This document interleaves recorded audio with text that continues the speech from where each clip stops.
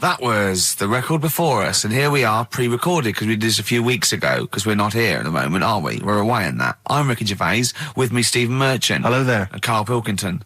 Well, he's not actually with us. No. He'll be in some of the best of clips that will be coming up shortly. Yeah, this is just us, isn't it? This is just us. We did this, when did we do this, Rick? A couple of weeks back. Hold on, what is it? It's the 27th today. Yeah. I enjoyed Christmas. I loved Christmas. I loved Christmas. I had a great time. What did you get? Loads of presents. So did I. I'm glad they made it to number one. Oh, I'm really glad. Stroke, he, she. Yeah, I'm really glad that the pop idols, Cliff Richard, Westlife, made it to number one. Bo Selector. Yeah, just delete that. Yeah. Okay, well, we're going to play some of the best of, some of the greatest moments of the last 3 weeks. Yeah. Ever heard on XFM 104.9. What about this? Do you remember this one? Oh, which one is it? All right, so here's the first bit. His homework was to come up with one of those stupid lateral thinking problems. We maybe should give an example of the. Sort of genre. Romeo and Juliet. Right, Romeo's asleep on the bed, Juliet's on the floor, covered in water and broken glass. What happened? And you ask all these stupid questions, and it's Romeo's a cat and Juliet's a goldfish. Again, Awful. What am I thinking? Yeah. Yeah, go on then, Karl. Right, Yeah. there's a bloke lying on the floor, right? He's cut his head, blood's coming out of his head, and all his mates come running up, and they're all stood round him. Yeah. And they don't take their hats off as a mark of respect. That is outrageous. Why didn't they take their hats off? Oh, I'm laughing, but it's probably as good as the real absolutely. ones. A bloke's fallen with his... Yeah. He's lying on the floor. Yeah. He's dead. Yeah. His mates come running up. Was it important that his head was cut? I don't know. I mean, Would it have been okay if he'd have been wearing a hat? He wouldn't have been dead if he was wearing a hat. What's your answer? No, you're meant to answer questions. You don't just go, what's your answer? You say, where's the turns? And you go, no, and I have to guess. It's obviously like sort of motorcycle stunt team or a parachute. Why didn't they take their hats off? Because they're probably still on the motorbikes or something. Or... Well, yeah, but if you mark a respect to someone, you could take your helmet off. I'm getting angry. What? They're parachutists. Why couldn't they take their helmets off? Because they're coming down from the sky. But he's on the floor dead. Well, but they can look down and see him on the floor. Are they on the floor, Karl? They're on the floor as well. They're walking, are they? Yeah, well, they sort of stood there looking at him. They're stood there. Yeah. They're stood on the floor looking at him. They're soldiers.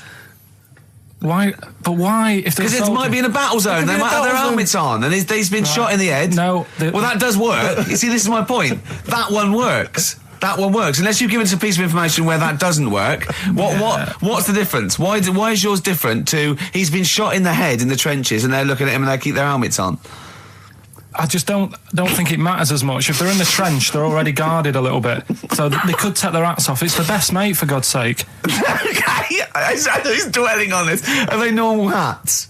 What kind of hats are Give you they? the answer. No, don't get ratty.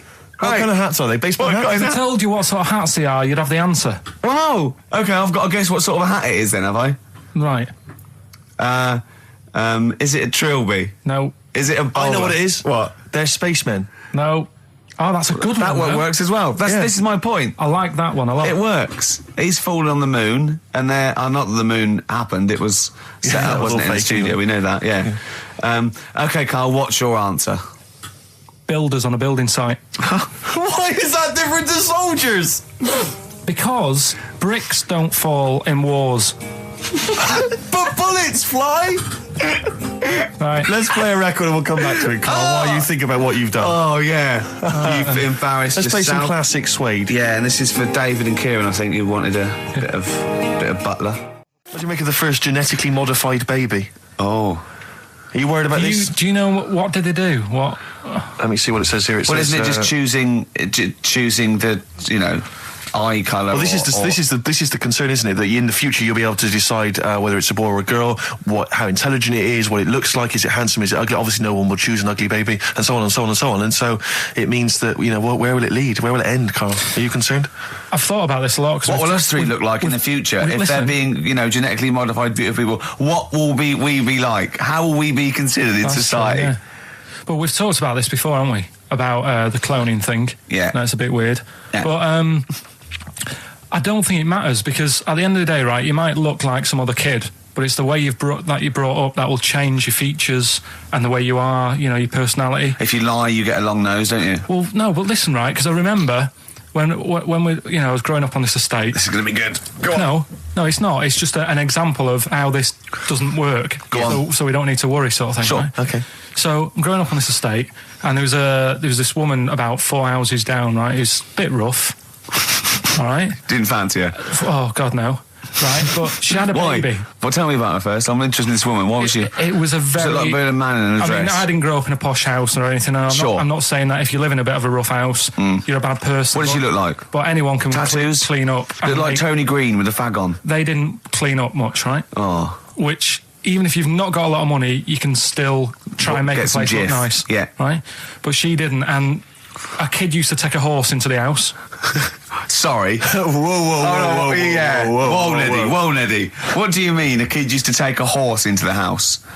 Where did they get a horse? Must have nicked it from somewhere. Must have done. You've seen a horse in it? No. What, is that from outside the saloon round the corner? Yeah, was it just tied up with a bit of leather? Right? And, oh, that's great. Did Big Jake come looking for it? I'd been out. Oh. Sorry, let me get this. This was before the lynching stopped or after. Where did he get a horse from? What do you mean he must have nicked it? His mum said, where'd you get that from? I bought it. All right then, but keep it out of the kitchen. I don't want you going cattling rustling. Where did he get a horse from, Carl? And how long did he have it for? Was he leading it or riding it? Mum, open the door, I can't stop. I can't stop it. Open the patio door as well. Looks like we got us a runaway. What do you mean? I don't know, but the thing is they couldn't afford to buy one because they're not cheap. So I'm just guessing. Maybe that's wrong of me.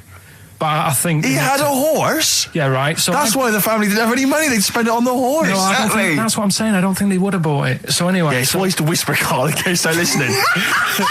Yeah. And they could be in the room next door. It's not buying it, it's keeping it as well. Oh. So I was like in the car with my dad coming into the avenue, and you used to have to drive down it to turn round. And, and you know, sort of go back to our house. You had the traditional method of transport. Yeah. And the horse was in the lounge. Reading a paper. Just like walking around. Oh God! What? And when I was doing, I tried to earn myself some money once by flogging little flowers in plastic cups. What? This is genius. It just keeps coming. What do you mean you're trying to flog little flowers? What do you mean? Wait. Let's play a record. Let's play a record and come back to this. This story's going to just unravel and unravel. It's going to go for hours. Let's play a track, deeper and deeper. It's like an onion, isn't it? We've created a whole world here where there's a man living with a horse. Just walking around the lounge. I come from the West Country. I've never heard anything like that. I just think of a big sort of like orange carpet and it's got a rediffusion telly and this horse going, I'm fed up in here. Exactly. This is really... I am not taking the rubbish out again. Yeah. Right, play a record. Let's have Velvet Underground. We've got that lined up. Oh, yeah, the classic from the first album. I'm Waiting for the Man. Let's come back to the horse in a second. Little flowers in pots. What do you mean? Go on. Talking about this the other day. What was it now? Listen, the fella. Play a listen. record. Do you want, all right, no, come on. All right, he's got it now. Go on. This fella goes to the doctors, right? Oh, right, okay. Right, if this is in any way apocryphal, stupid, illogical, impossible, right, you are never, ever speaking again on radio. So make sure this is at least possible. I'll tell you what, I'll even give you improbable but possible. So if anything that breaks the laws of the universe or logic, okay, that's all you have to avoid. On you go. Right, so this fella, right, he goes to the doctors because he's got earache. Right, okay, if a chimp's living in his brain... Go on. So he's got earache, he's sat in the waiting room and his ear's all bunged up and it's hurting a lot and what have you. So the doctor comes out and he goes, right? And because his ear's all bunged up, he doesn't hear it that well, right? So he thinks it must have been me, right? So he wanders in. Keep going. Anyway, I'm going to hate this. I can just feel it in my bones. Steve, I'm going to let you take over. Okay, let's hear it. So the doctor says, sit yourself down there, right? So he sits himself down. He goes, right, take your pants off, right? So he's thinking that's a bit odd. Anyway, he heard that though. He apparently he took his tackle off. The doctor did some operation, What, there in the waiting room? No, in his office. In his office, yeah. What? Wait, so he removed what? His genitals? Yeah. In his office? Why, Carl? Why, Carl? Because he hadn't called him in. Oh, he'd called in the bloke who wanted his testicles taken off, and he didn't do it. What? So the doctor went out and said, Mr. Jones, who's here to whip off your cock and balls, just here and now, right? Bloke comes in, didn't it? It must have been me. So the bloke who wanted his balls taken off didn't say, I think he said me. So he didn't interrupt then. So the bloke goes in, he starts taking his testicles off, and he doesn't say, I'm here for me ears. What are you doing with that? That was Jane's Addiction. This is the Best Of Show on XFM 104.9. I'm Ricky Gervais, with me Stephen Merchant. Yes. This was a clip show. We recorded this a couple of weeks ago. I hope you had a Merry Christmas. It's not over yet, because tonight at 9:50 is the second part of The Office Christmas specials. It's brilliant. Watch it, and we'll be back next week live. I'm Ricky Gervais, with me Stephen Merchant. Bye. Have a great new year. Right, next one. Which one's the next one? Oh, what about your paper round? Right, the paper round one. Paper round, I'd still say it's the best job I've ever had. And he means it. No, I really enjoyed it. It's like, you don't have to work with anyone else, right? So you make your own rules. Just think of that.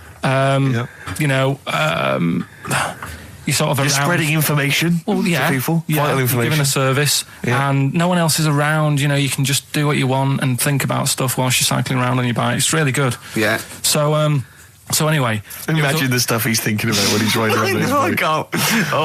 So getting in the head of a salamander. So anyway, I loved it, and even though I only got like 50p a day, right? No matter what the weather was like and stuff, I used to get up at 4:30 and go and do the round. And why'd you get up at 4:30?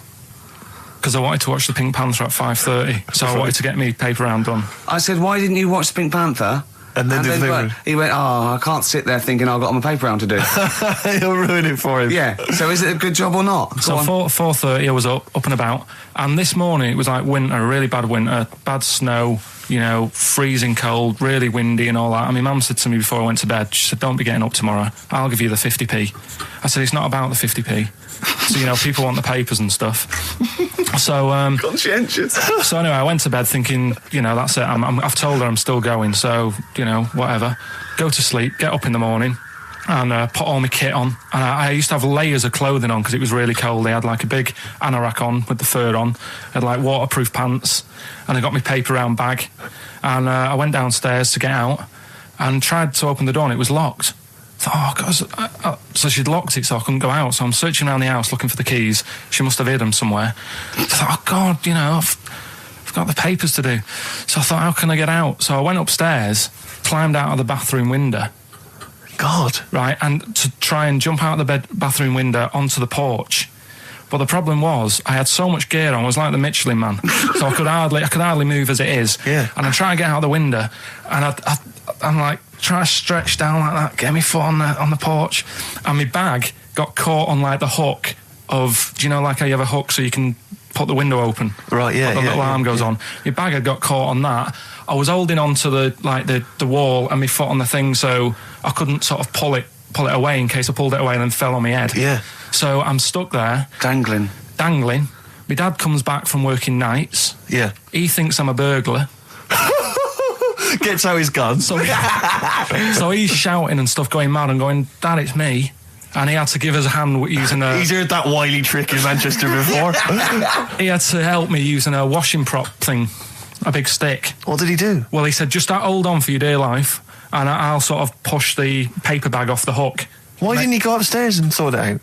It was at that point where I was in the middle. There was nothing you could do. Do you know what I mean? It's at that point where you've just got to make a decision. Yeah. And by the time you go upstairs, who knows what might have happened? Sure. Do you know what I mean? You've got to act there and then, don't listen around. Yeah.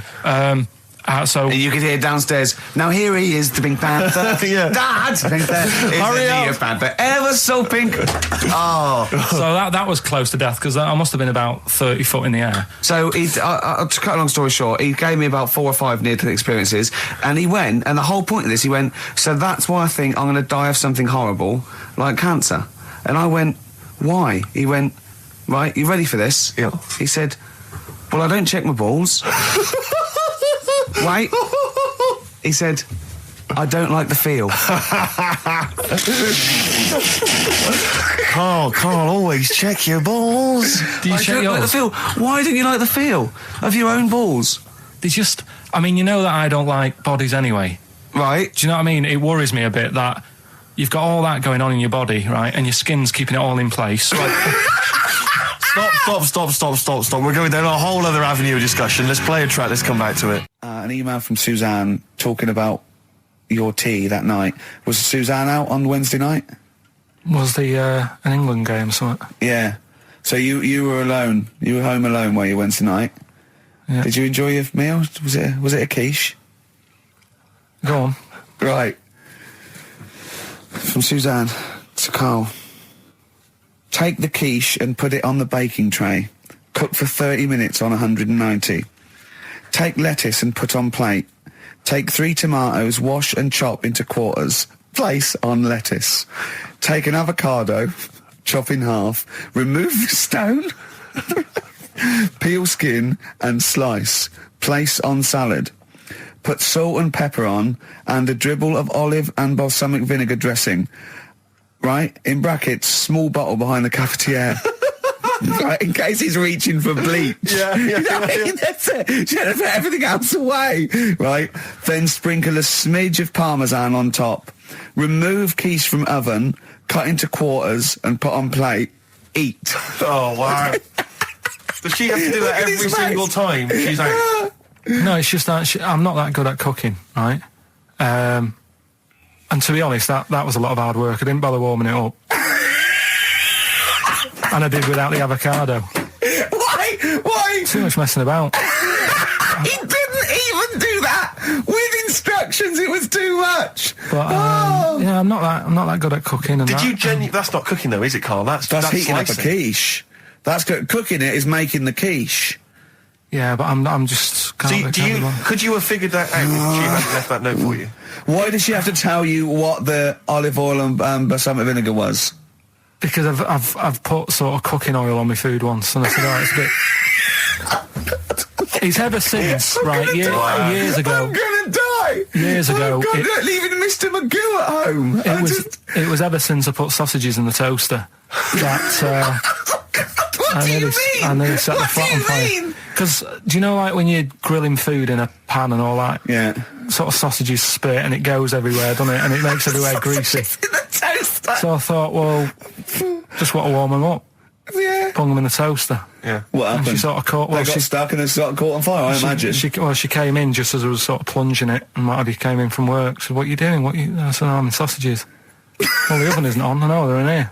What? You turn it off? Panicking and that. But I've never been into it. I've never been into cooking and that at school and stuff. I didn't bother doing it. Oh, every time Suzanne comes home, she must think, please be the house still there. Yeah. Please not let me hear a fire engine as I come round this corner. Oh, God. She comes and goes, oh, God, thank God. I bet she's always happy to see you when she gets home and you haven't burned the place down or introduced some howler monkeys or something. Unbelievable. What I find extraordinary is there are people who are in sort of care in the community who don't need instructions on how to prepare food. Oh, they do. They can do it. Yeah, you show them once. Yeah, they they've learned it. Whatever you do, don't put sausages in the toaster, Johnny. Do you know what I mean? Yeah, and they've don't- learnt it. They don't put sausages in the toaster. Yeah. They put their fingers in. But, yeah. Rick, I had for Christmas something which I think might excite you and interest you, because I know you're obsessed and interested by facts. Yeah. Don't fiddle with the microphone. Well, I was just looking at what it was underneath it. So this is a book, it's just facts and trivia. It's edited by Sir Isaac Asimov, who I think's dead. So I don't know when my parents bought this book. I assume it's sort of from a second-hand shop or something. Right. It's quite long, but I got it for Christmas. I keep meaning to bring it in, because generally the facts are quite sensible in here. And I like to think if Isaac's been involved, they're probably substantiated. It's not like kind of just this nonsense on the web. I think that this is probably... Or up in Greg's the Baker's that Carl gets most of his facts from. The ancient Egyptians trained baboons to wait on tables. Carl, fascinated.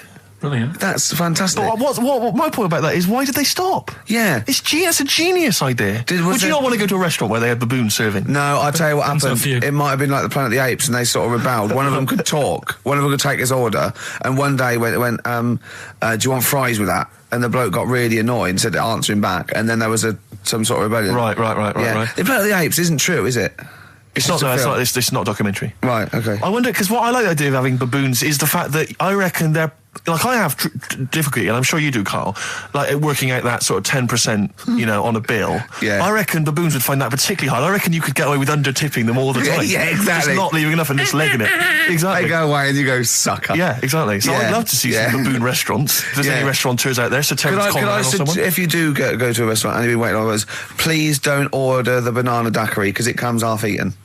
They can't help their little selves. They really can't. They're okay with, like, you know, beef and steak and chips and all that. But there's a little bag. I go, do you... Can you imagine that, the baboons serving at waiting tables? It's genius. Just stop to think about that. It's absolutely incredible. Yeah. It's absolutely dynamite. Yeah. See, zoos would be a lot more popular if there was, like, the canteen and you could go... If they were serving tickets to two, exactly. One child, okay, go through there. But I think they should do other things, like in the Flintstones, they used to mix cement in that bird's kind of... Pelican, yeah.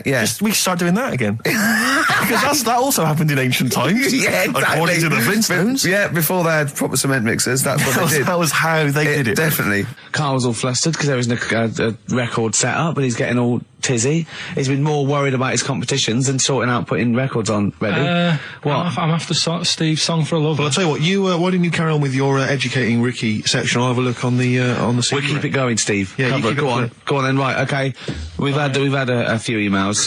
Anyone got it right, Carl? Anyone got it? Educating Ricky, that's the final one. We've got to get that out of the way. We've got to get Rockbusters as well, though. We can do that at the end. We can Go on then. But we've only got 5 minutes left. Come on, just do Educating Ricky. Right. God. The last one that we haven't done is he's a bit of a nuisance. Go on then. Again, not really that interesting. Thanks. Telling you this one because... Come on! Just do it, or do it now! Steve, how we doing? Look, no, never mind that. Look, just tell me what that means. Oh, he's a nuisance. Oh, this is so annoying, Carl. I'm going to go mental. Right, talk. Right, listen, I'm just putting this in here, right? Right, nuisance is a bit of a nuisance. Yeah. Apparently, the old fella who used to hang people... 1800s? Yeah. He used to be able to tell somebody's weight just by looking at them. Right? That's a bit of a bonus fact. We'll be the judge of that. The thing that I wanted to tell you is money for old rope. Do you know what I'm saying? I can't even be bothered. Yes, you're going to tell me now. Come on, Carl. Right, I mean it. Basically, money for old rope came from the... Right. What was all that about? He can tell someone's weight. What was all that bonus for? fact. And blind blessed shitting himself. What are you... What? Look at you... No, tell me that now. You nearly made me swear then. I'm getting really annoyed. I'm getting really annoyed now. Tell me this back, Carl, or I'm going to go mental. Come on, Carl, time's running out. More that people years ago, when people used to be hung, right? Right. If you didn't like the person who's been hung, you'd go, God, I really don't like him. And so you never forget the time. Because even if they're being hung, we take that as read. Yeah. So they never forget afterwards to get the hangman to get the rope and to cut it up into little pieces, and he'd sell them. He'd sell the little pieces of rope to people. See, Carl, that's the most interesting thing, if it's true, that you've come up with. Right, okay. And so so they sell the rope? They sell the rope, and it's money for old rope. Money for old rope? Meaning, like, God, it's easy to make money, all they have to do is cut it up and sell it. I'm cynical. I'm not so convinced. Right, listen, we're really tight. We haven't even got time for a last track. We've got an ad break and we've got to give out... Okay, do the answers then. This is ridiculous. XFM 104.9 of a Saturday. Ricky Gervais with me, Steve Merchant. Hello there. But we're not here. No, we're away. So this is the best of, and I hope you're enjoying it. We certainly are. Right, is this talking about diets and stuff, right? Go on. They've come up with a drug that they tested it out on a mouse, right? They said, it's a problem that weight is a big issue in the world, and, a lot of people are depressed, and that probably like Rick Waller. Well, I'm depressed looking at Rick Waller. Well, Oh. I mean, you could sort out Rick by you know, Jono is an old man. He's got loads of money. He's not old. No, but he's getting on a bit, right? He's about no, but my hang on a age, minute. What I mean is he does his own shopping, right? So I bet it's hard. What do you mean? Because he's like, how old is he? 35. Right, he's got loads of money. He does his own shopping. So when he goes to the supermarket and he passes, you know, the sponge cake section, it must be tough when you've got loads of money to burn. That you go, oh, just one more. Yeah. One more. Look, so we are getting close to libel here, I think. No. But I'm saying how it is because Right. I've tried like losing a little bit of weight. Have you? And it is difficult when you're in Waitrose and you see a little chocolate muffin and you think, well, one more and I'll do without. Do you like a little chocolate muffin now and again? Yeah, right. Is that your favourite thing? So the thing is, let him finish his point. So the thing is, right, now with Rick, he lives at home with his mum. So why doesn't his mum just say, I'm going to buy less this week, and if you eat it all, you're not getting any more? Yeah. That's sort that Does out. he live A short, with his mum? sharp shot. I bet he does. I bet he does. So you don't actually know if this is true or not. No, but anyway, right, so this drug they've come up with... They've tested this on mice, haven't they? They've tested it. No, I'm worried if they haven't tested it on mice. Thank God for that. It's definitely been tested on mice. Definitely. They fed a mouse a load of cake, Yeah. right, and it went a little bit chubby, and they said, right, stop a minute. And then they gave it this drug that makes you lose weight. Yeah. And its weight went down, but the only bad side effect was its eyes were popping out. Well, that seems to be fine then. Let's give it to Jono. There doesn't seem to be any problem. Oh, with let's Rick should get some of that. Yes, Truth, Doc, look at these. Oh, Jesus, Jono, your eyes are popping out. That happened to the mice. Sorry? That happened to the mice. But what do you mean? That's the option. What do you mean that's the option? So I love the fact that your choice is either be like a fat, happy man who has the odd sponge cake, or a stick man with eyes on stalks.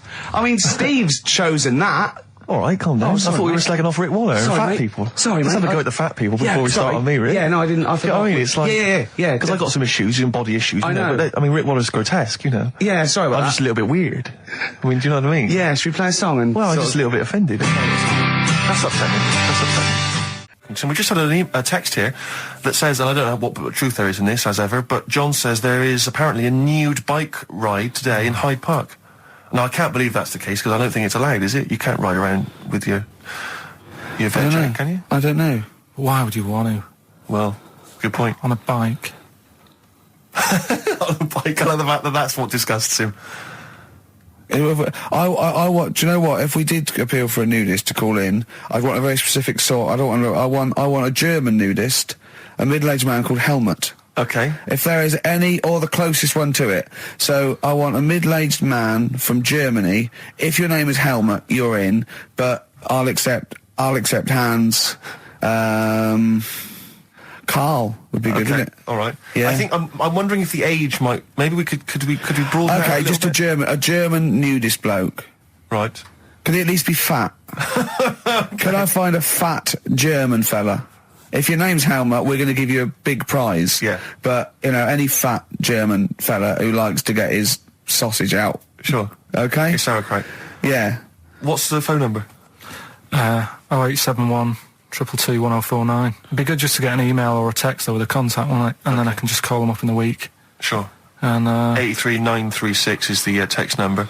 I don't know what our audience demographic pans out like, Rick, but I'm suspecting that's probably a fairly small fraction of our listenership. I know, but, you know, there must be someone out there, if you know a fat German who likes to get his tackle out, of phones are going. Straight away. Just answer it, Carl. Just answer it. Just pot luck. it could be anything. Well, just see what it is. To be fair, it could be a nutter. It could be a nutter. But just say hello. Just tell your turn. It's not straight away. He'll stay there, won't he? He'll stay there. Well, answer it. Let's Answer leave it. Leave it. Answer it. Oh, you see this? It's gone. It's gone. There you go. He bottled it. So, just as well. Well, you took too long to answer it. There's a vicar in Australia who started sort of doing his services and all that in nude. Hot, isn't it, out there? Yeah, Where'd but you get the churches aren't. Churches are pretty cold. It was on some website. Of course it was. Yep. Just saying about a vicar and that who's there's a lot of nudists and that who want to get married. Do it, you know. Don't mess about with the wedding dress and that. Just snip up. Cheaper, isn't it? Well, I suppose it's so. I suppose if you believe in God, you believe that that's the way to be, innit? Because Adam and Eve and that.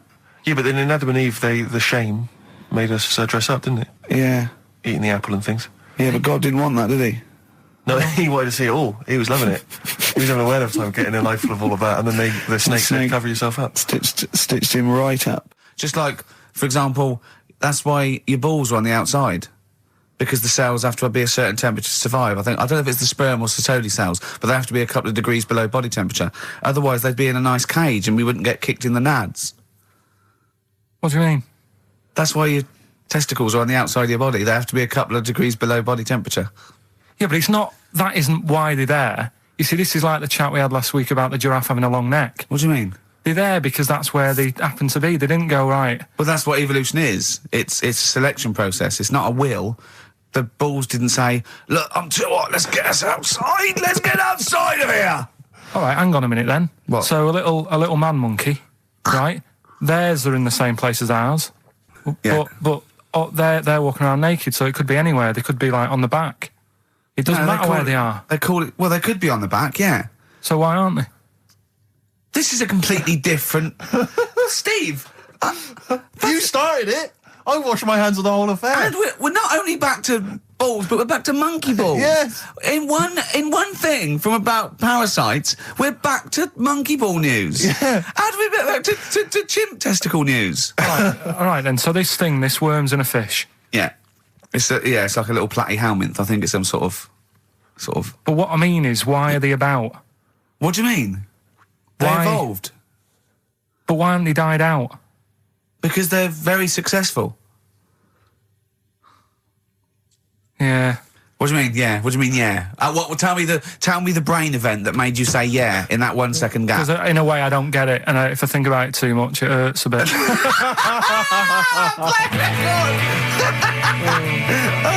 They've just been around for years, Carl. Yeah. Like Cliff Richard or something like that. Yeah. The other one, right? A bloke, right?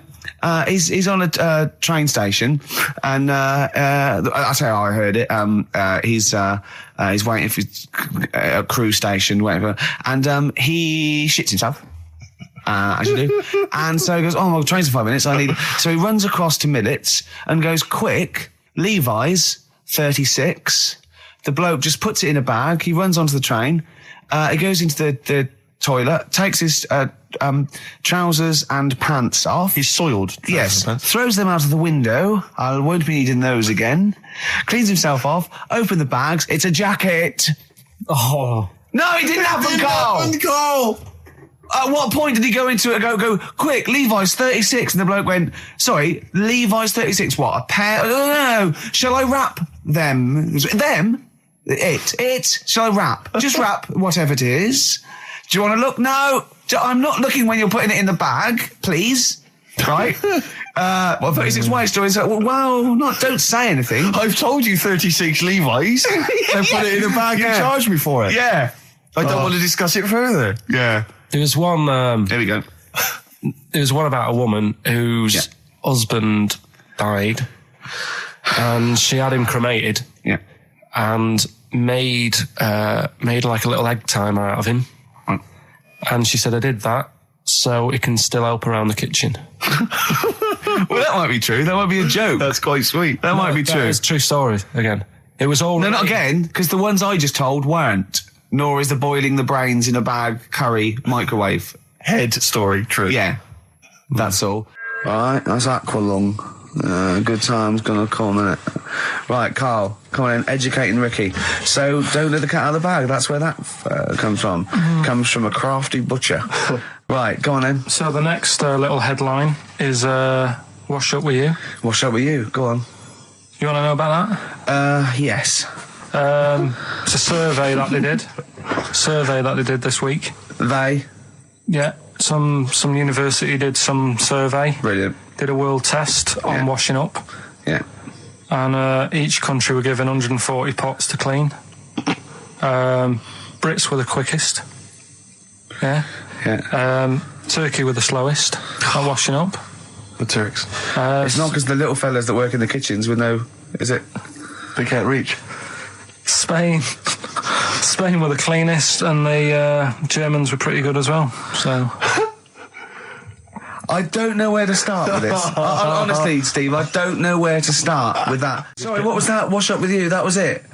was that it? They survey of washing pots and I pans. didn't understand. You said Italy were the cleanest. No, Spain. No, Brits were the quickest. Yeah. We were the quickest, but Italy was the Spain was cleanest. the cleanest. Turkey were the slowest. Yeah. Spain were the cleanest. But why weren't we clean then? Because we were washing it. Why were we not paying attention to the We bits did it of dirt rubbish. We bristle? did it quick. We did it quickly, but I don't understand why it was being rated on. Who was doing it? Was it Lynette Newman or Ainsley Harriott? She's quick. Both of them are quick. Yeah. Well, they've got like kind of loads of slaves that do it for them. Did we use fairy liquid? Don't know. It didn't have. Did we use a whole bunch of Boy Didn't Scouts? say that. Just Like said, it just said, that. Who had the softest volunteered hands? for that? Who had the softest hands?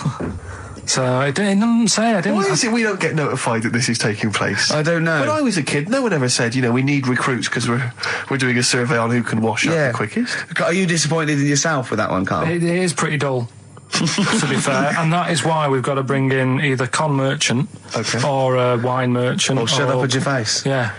Would you be able to, if I put you on the spot in the next, after the next record, would you be able to give an example of how con merchant would work? I mean, is there something you could do just to sort of experiment? Should we play a record? What's your record, I can do better than that. What? Ads. Go on. Oh. Well, if you've just tuned in, it's XFM 104.9. You've got that bit right. Ricky Gervais show with me, Stephen Merchant. Hello there. Carl is actually in a little booth. We're not in the studio, you see. This is pre-recorded. We recorded this last week because we're away. And it's sort of like the best of the last 3 weeks since last time we were away when we put out the best of. What was that one you told me about with the porn? That was a good one. Oh, this was fantastic, right? Right. There was this. Sorry, can I just check now? We're just remembering classic episodes of the Tales Unexpected. No, this is important. Well, I saw one, right? I saw one on Tales Unexpected, right? And it was these two gents.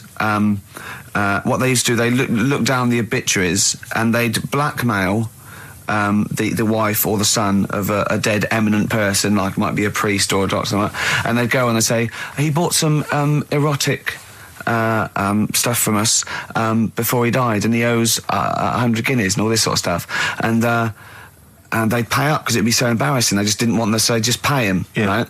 And this one bloke said, who are these people? I'll meet with them. And he goes round there, and they go, your father, he goes, my father could not have bought any erotic material from you. They did it, he goes, he couldn't have, he's blind. Right, and that was the twist. And Carl went, so it was magazines, not videos then. Yeah. Now think about it, Steve. Is that so stupid? Well, presumably it was set in olden times because professional pornographers don't tend to call it, erotic material. Yeah. They tend to call it, juicy jugs or whatever. But more than that, I don't understand how a video is going to be any use to a blind person either. I know that you can hear the sound, Carl. Look at him nodding like he's caught me out. Yeah, what sound will you hear? Do. Your meter needs looking at? Yes. Cut. What's then? What's that? Then it's just noises, isn't Occasional it? groans. Yeah. Right. You could listen through the wall at your neighbours. He does. I mean, that's why I save a lot of money. But I thought you were going to point out, Carl, that they could have had a Braille porno. Now, have you thought of that? Look, feel the lumps on that. Exactly. Think about it, Carl. Think about it. You're excited now. Yeah. Your girlfriend's away, Carl. Yeah, the cheese grate is only under the cupboard. No, she's a good-looking lady. I used to sell mackerel. Did you? Yeah, I had a pet magpie Did you? called Maggie. Pet magpie. You mean you captured it and didn't let it go away? Yeah. Can't have a pet magpie. But then it got really vicious. I mean... Well, it was let me go. What do you keep it in a rabbit hutch? No, it flew around, but it used to just come to me all the time. But then it started pecking me head and stuff. That's not a pet magpie. That's a bird in the garden. No, but I could actually, I could hold it and stuff. It wasn't scared of me, and it knew it was me. It used to come down from the top. It hated you. That's why it wanted to peck you.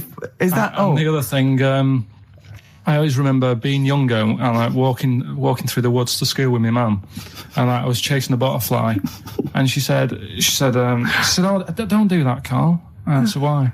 She said, "Because they only live a day." I said, "Oh, all right, I'll get a dead one in the morning." That's genius. That's great. That's quick thinking, isn't it? Oh, that's sweet. Let's play a song. Oh. XFM 104.9, I'm at Gervais with me, Steve Merchant, Karl Pilkington. Steve. Well, we were talking about the news just now, and there was a story I heard in the week. I think it was on the radio, and I don't know all the details, but what I heard was that a number of, I think it was Falkland, maybe Gulf War veterans were, I think, suing or complaining to the government because they wanted compensation for post-traumatic stress disorder. Now, I don't know all the ins and outs of it, but it seems to me that if you're in the army and you're a soldier, a certain degree of trauma is kind of inevitable. I mean, after all, if you're any good at your job, you are going to see people getting killed. So I don't understand what the ins and outs of it are. I don't know why. No, he already came back and Tony Blair met him and go, all right, well, not really, no. Go on, what's the matter? Well, there was people shooting at us and everything, it was all muddy. Well, calm down, don't cry. Well, I will. There was a drill sergeant just kept shouting, saying, look at you, stupid boy, where's this gun's not clean? I just cleaned the gun and it was fine, and now he's telling me to clean it again. Yeah, and the boots, they were shiny. Fine, he was well, he's got to do that, it's more distant. His neck was as big as his head. Well, yeah, but you don't know what they, I don't know what the ins and outs of it are, but... what you got to do is make sure you know what you're going into. That's what I do. You got to check the small print. So if I was, going over to the Falklands or, the Gulf, I'd put my hand up and go, will it be horrible? I go, you at the back, yes? Will it be horrible? It will be horrible, yes. It will be horrible. There will be shooting and lots of death and everything. I go, right, I'm not going to go. And I go, Exactly. okay then. Okay. That should be fine, yeah. Should be fine, yeah. Just like that. Is anyone else scared about this? Pretty much all of us. Okay, then we won't send anyone then. Exactly. My brother went into the army, right? Because he couldn't get a normal job. And my dad said, if you don't get a job by such a date, that's it, son, you're going in the army. And so when was the Falklands? Was it about 81? Right. And he joined back in 81 or something. And he I don't know, he was in Aldershot or something. Oh, yeah. And he wrote back to my mum saying, a bad time to join, bad time in this. So she wrote... What bad time? Join, that's so sweet, Carl, isn't it? That's like, dear Dad, yeah, well done. Don't know if you've noticed. Yeah. I was on the dole, that's for sure. Thank you for joining a month before the Belgrano. Anyway, go on. My mum called up, spoke to the sergeant and said, can you leave him out of this one?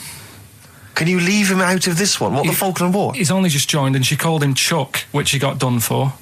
Like, she's one of them, I think it's a northern thing, like saying, how are you, Chuck? Yeah. And she called the sergeant Chuck, and the sergeant said to my brother, your mum, she's called up and asked if you can not go, which, of course, we'll see how it goes. But can you tell What her? do you mean? Why did the sergeant even entertain this? Well, Pilkington, come here. Your mum's been giving me a bit of earache. Now, listen, tell her I've told you, but can you call her, because she called me Chuck and everything. Can you call her and say you don't mind? Well, not really. Oh, please, because I've promised her say you want to go. No, please, say you want to go. Why was he entertaining this phone call? because he was new to the army, I suppose. Who? No, I mean the sergeant. I don't know. Maybe they do that. So what happened? He didn't go in the end? So he didn't go, no. You can't do it. That's ludicrous. I love it, though. Okay, we went over the top. Pilton, I've got a note. Yeah. Is this really your mum? Yeah. Okay, no, this seems to be in order. Because I noticed it says, I do not want to go into the army, I don't want to go and fight, and it's crossed out and it's good, mum says don't go. Now, you didn't write this yourself? No, my mum wrote this. Okay, you definitely wrote this yourself. Your excuse. You're going to have to fill envelopes. No, I'm sure if he was needed, he would have had to go, but I think they made a bit of a special effort. They sort of said, oh. Well, it wasn't conscription anyway. Oh, no, I was But were the other soldiers going around just going, Pilkington. No, he ended up being a mechanic in there, and he got kicked out for going for a packet of fags in a tank. What? Now, wait a minute. Do you mean he nipped down the shops in a tank? Yeah. I don't believe that, Carl. You've Honest made to God. That, and he went off with the sergeant's wife. So that didn't help, and he ended up getting kicked out. Sorry, your brother's a genius. I love this. First of all, he gets a call from his mum, go and let him up, and he goes, oh, God. Then he goes, where's Pilkington? His mum's on the phone. Where is he? He's near your house, Sergeant. Near my house? Well, why is... No reason. Well, when he comes back, when he's finished, tell him his mum called. And can he get me a packet of fags? Tell him to walk this time. This is ludicrous. So the sergeant found out that he was sleeping with his wife? Yeah, I don't know. I mean, Did your mum phone up and say, let him off? Let him off this time. Can he... Yeah. That's fantastic. But he misses it. I mean, I haven't seen him for about 11 years, but ever since he came out, he's just kept getting into trouble and that. And the army, you know, people slag it off, but I think if you're a certain type of person, it's good for you. It didn't straight him out, did it? No. He was going down the shops in a tank, he was shagging someone behind their back. It's really weird. It's like back then, he was like a proper adult and he had a house and he collected crystal with his wife and that. And now, he hasn't got any of that. Has he got the wife? No. Has he got the crystal? Don't think he has. And he hasn't got a house. Seriously, I haven't seen him for about 11 or 12 years. I haven't even spoken to him. Carl's stories always start off nice and funny, and then they just leave me empty and slightly depressed. I don't know whether to hug him or shoot him, put him out of his misery. Can we take Carl to the... phone in if you think I should take Carl to the vet and have him put down, because it's just too stressful. He had some Germans laughing at him on the tube because he recognised him. You don't think of that? Well, because obviously Ricky doesn't travel on the tube anymore. He's too rich for that. I never did. I always thought it was beneath me. Sure, but I used to walk everywhere, didn't you? But I'm still forced to. Take the tube, and I sat on the tube, and it pulled up, and outside the window, just happened to be on the station, was one of the posters with us. So I was kind of there, not realising it was behind me, and these big kind of fat German or maybe Bavarian guys. Well, they're in lederhosen eating sausages. Yes, they were. They're Bavarian. Yeah, they were. And I noticed one of them kind of looked at me, and then looked at the poster, then looked at me, just happened to say it, and wittered something to his friend in German. You know, I don't want to try and do an impression. That's freaking goggle-eye. Oh, whoa. I think that... No. But I know what you're thinking it means. It doesn't mean that. Right, okay. It means... What's a rough translation? Elegant boy. Right, okay, yeah. And so anyway, He pointed out the poster, and his That's mate... lanky piss and streak. and his mate burst into laughter. And then we pulled they've got a great sense of humour, the Germans. Well, that's indeed. the thing. But we rumbled onto the next. We rumbled onto the next station, and the poster was in exactly the same place. And this time, they tapped the shoulder of someone else on the train and pointed me out, and that person also laughed. An Italian. There was a French. Was there a bloke with a beret, a little moustache on the other side? Yeah. Was the United? Did you get on the United Nations Express? Imagine that. Yeah, it was. It was fake. See the freak. Look at this freaky goggle eye. Right, whereas I love the fact that before you were at least pretending to be speaking German. Now this is an Italian with an accent. It's just a guy speaking perfectly good English. So you've not even disguised the insult there. Oh dear. Oh, that'd be lovely. Try and insult me in other cod languages. You could bring Europe together if they just instead of Esperanto, that there was just one common language. The language of freaky goggle eye. I'll tell you what would bring the Europe together is you maybe representing England on the Eurovision Song Contest. That would be great. With a self-penned tune. Should I do that? That would be magnificent. It's got to be worth thinking about. Just about everyone being the same. Yeah, just about people being equal. Everyone, not everyone. and also mentioning the euro. Yeah. Just doing that. I like all different cheeses. Oh, je t'aime la musique pop. Yeah. La baby belle. Et le cheddar. I'm not fluent in French. Le grand fromage. Yeah. I'll be lovely, won't it? And they'll all be there, all in their different. Well, every uniforms. line could be maybe in a different language. Yeah, and what would I wear? I'd wear sort of like a kilt. You'd wear a kilt, but you'd also have on your head one of those kind of big, what are they called? Those big furry hats that beef eaters or whatever wear. Or one of them. Is it kind of a busby or something? A busby? Yeah. Wear one of those, or maybe a kind of policeman's helmet, a Bobby's helmet with the kilt. Yeah, you'd have the clogs. I'd wear the policeman's helmet under the kilt, so they just thought I was really enjoying the show. Yeah. Good idea. Hey? Excellent. I think we talked for about 3 minutes without having to mention some kind of genitalia. We should celebrate by playing one of my tunes of the year. Really? What one is it? U2 Electoral Storm. I know you're a big fan. I know you're a big fan. Good choice. Well done. Cheers. All right, this is Carl, the producer of Ricky Gervais and Stephen Merchant on XFM 104.9. We're playing out some of the best bits. Hope you're enjoying it. Here's another one. 3 holidays Carl's had last year. Yeah. I'd love to have 3 holidays. You've got to start putting the work in there. 2 holidays then. No, you had 3 holidays. You went away with Suzanne and her parents. Yeah, well, that doesn't count. It does count. If you book 2 weeks off the firm, you go away and you go, how was your holiday? Go, well, it didn't really count. It wasn't a really good holiday. Can I have them days back, please? My New Year's resolution is to be nicer to you, but well done, you've already broken that. No, but talk sense. Talk sense. You've had 3 holidays this year. And I'm just saying, you're in your 30s now, and 30s is when you should be really putting the work in. That's true enough. To reap the benefits in your 40s, 50s, 60s, 70s, 80s, 90s, and 100. Carl, what's your New Year resolution? What about think before you speak? It's worth. I mean, See, I'm consider it. allowed to laugh. I'm allowed to laugh at things other people say, Carl. That one, that is a good suggestion. How was your holiday, Carl? It was all right.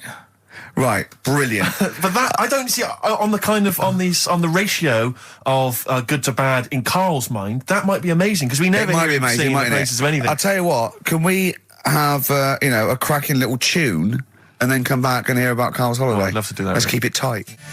Love to Tear Us Apart by Joy Division. Now I can't put my finger on it, but that doesn't sound like the original, and it's off a compilation. It sounded a bit fast. I think the vocal was slightly different. If anyone can, put me out of misery, I think it might be in a session of the time or something. Carl, is it a New Year resolution for you? Another one. Maybe when we ask you to get a song, get the original single version. I could be and wrong, not some but- obscure but- session. Yeah, it does seem different, doesn't it? Very odd. Yeah. Yeah. Maybe we just remember it wrongly. But anyway, that's XFM for you. 104.9, I'm Ricky Gervais with me, Steve Merchant. Karl Pilkington. Carl, you went to Lanzarote. Yeah. People said don't go to Lanzarote. They told you it was Lanzarote. They told you, were they right or We wrong? were right, yeah. Really? Yeah, it's a bit ropey, yeah. Is it why? Just, out there. If it wasn't for the volcano they had, it'd been knackered. That's their big draw, is it? That's it, basically. That's all they've got going for them. When you landed, was it really hot? Were you quite excited? You were thinking this is It was okay? warm. It's we can't complain about the weather. The weather was all right. Sure. You know what I mean? That's what I went for, but it'd be nice if there just was something else. Yeah. What did you do all day then? Did you read your ritual book? No, I didn't read that. I read that book. Do you know the book that I bought and all the chapters were messed up? Oh, yeah. I bought a better version of that, All right. and I read that, Excellent. and then, Did it make more sense in order? yeah, a lot easier to follow. Yeah. And then we went and had a look at the volcanoes and that. They've got 36 of them to look at. How many did you look at before you realised that pretty much, you've seen one volcano, you've seen them all? Probably about 6 or 7. Really? And then when you got to the 8th, you thought, now I know what this is going to be, Suzanne. This is going to be like a mountain with a hole in the top. Yeah. Really? But it happened years ago as well. It's like, just keep a couple, fill the rest in, tidy it up. Fill the rest in! Yeah, no, Well, yeah. getting some builders. No, seriously though. Okay, 4 million tonnes of concrete, please. They're an absolute death trap. Yeah, what do you mean fill them in? Do you know what a volcano is? It's just a hole, isn't it? That's happened. Well, it's more than the happened back hole. It's in- more a portal to the magma in the centre of the earth. Back in 1730 it happened, and they still haven't sorted it out. Well, when you say it happened, volcanoes were made a lot longer ago than 1730. No, but the one that did Lanzarote in. Right. Sort it out. What would you suggest? Well, How tidy can it they up. fill it in? It's joined. It's all joined. No, but what I'm And saying is, it was the a- big it was- plates of the earth are all joined. It All was the a disaster, magma's wasn't it? joined. With the trade centre thing, that happened. They cleaned it up, sorted it out, they've moved on.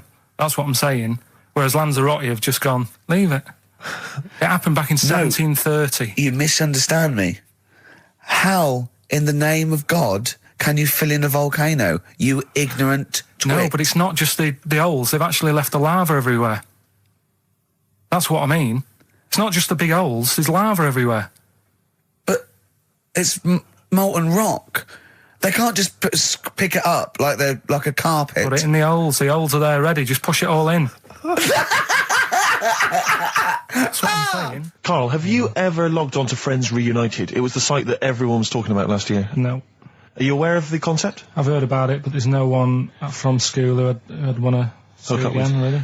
So basically, for those that don't know, you have to log on to his website, and then it helps you track down your old schoolmates if they've also logged on and stuff. And we took the liberty, really, of looking on the Friends Reunited site and typing in your school and trying to track down any of your old mates. We didn't get in touch with any of them, don't worry. We didn't do that. We're not going to surprise you with them now. No. But I was just interested to know, like, some of your thoughts on some of the names that I could run past you.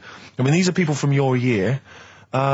Just tell me if you recognise the names. Sarah Morris? God, yeah.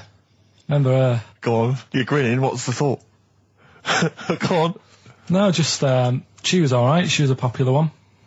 Oh, What does that mean? She was nice. Yeah. Okay. Okay. What about Darren Buckley? He was one of my best mates. Was he really? Yeah. Seriously? Yeah. What do you reckon he's doing now? Do you still keep in touch? When my mum and dad were still in Manchester and they had a butty shop, he used to go in because the bookies was next door. I know the way you paint a picture. If you did this in your history exam, Carl, you will walk it. Go on. So your parents had a butty shop. There was a bookies next door. Yeah, and he liked having a bit of a gamble, so he used to. I think he works for some insurance company. Do you think that his fiancée Beth knows he's got a gambling problem? Or that his 2-year-old son Lewis? No. Yeah, they live in Cheadle Home. Hume. Cheadle Hume. He must be doing well. He's still supporting the Blue Army and frequents the shrine on a fortnightly basis. Funny thing with him is, right, when I used to stay over at his house, and his dad was a copper, and I remember his dad came down and said, right, I want to see you two. And I was like, oh God, what's happened? And got us round the table. And he said, do you know much about drugs? So we were like, what's all this about? So he goes, you know, they're not good for anyone, you know, the stupid thing to get into. And we're like, yeah, we know. And he went, you know, do you? We said, yeah. He said, what's this then? And he'd found something in his bedroom, and it was a Skittle. What, the sweet? Do you know little sweets with the S on it? And Oh, really? Drugs. Yeah. So he said, well, yeah, it's a Skittle. Yeah, I know what it is. Oh, he was bluffing like that as a slang word. Yeah, he thought because he was a copper, he probably had to be down with all the terms and that. So we said, oh, it's a Skittle. And he said, yeah, I know what it is, but what's it doing in your bedroom? Oh. It was like, no, it's a toffee. So, Darren there. Yeah, I know, it's a toffee, it's a squib, it's a, yeah. Embrace, glorious day on XFM 104.9. Rick, there may be listeners tuning in thinking they've got something better to do, for instance, switching off the radio and just staring blankly at the wall for the next half an hour. But no, because what they're going to miss is our grand finale to this, which is, of course... sponsored by Lindauer's, the sparkling wine solution to a hot summer's day. Yeah. That we're going to be firing a cork. Did you just make that up? Yeah. Pretty good. Please, yeah. Good. They're going to be firing a cork at Carl's head just for the sound. I just think it's sound... Huh? It's not happening. Yes, it is. You said... No, we've said it is now. We've promised it to the listeners. Yeah, come on. I'm not happy with it. Why? Because the pain? Well, I've never had it done, so I don't know how painful it is. Well, all the more reason to do it then. Yeah, we've got to try it out, haven't you? You're perfect. It's like a little cowbell or wood block. That's what I'm hoping for. Yeah. I'm hoping for pop. And I'm going to film it for my website. Brilliant. So go to that this week, rickygervais.com, and see Karl Pilkington getting hit.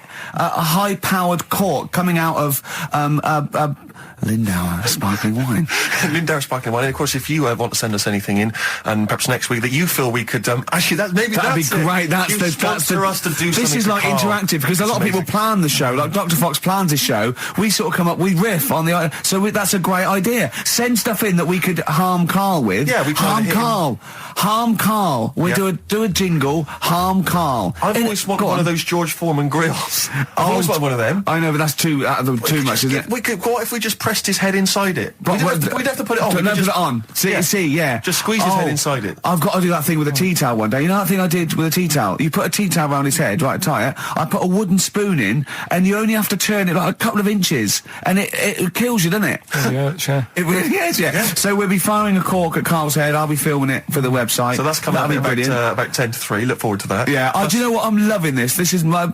just being in a room with him. I just can't... I want to squeeze his head. XFM 104.9 playing Green Day. The studio's falling apart. I know, his microphone broke. I'll be honest with you, Rick, I don't know why Lindauer's, the sparkling wine, want to be associated with this shambles of a show. It is falling apart. This is awful, this studio. It's got to be fixed. Right now, Karl, come round here. It's the time where I'm going to...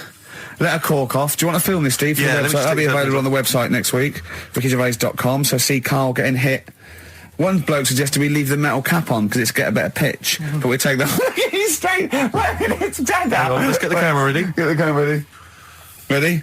So if you just joined us, we are using some Lindauer's sparkling wine to basically, what can I say? Really fire a cork at Karl's round Right, ready? head. Ready? Hang on a sec. Let me just put the headphones on. Right, film this then. He's in position, look. Just firing right. up. Okay, Karl, come on there so we can see your head a little bit. We want to get the noise, the microphone there. Right, ready? Hold on. Good. So you're just doing it. Hold on.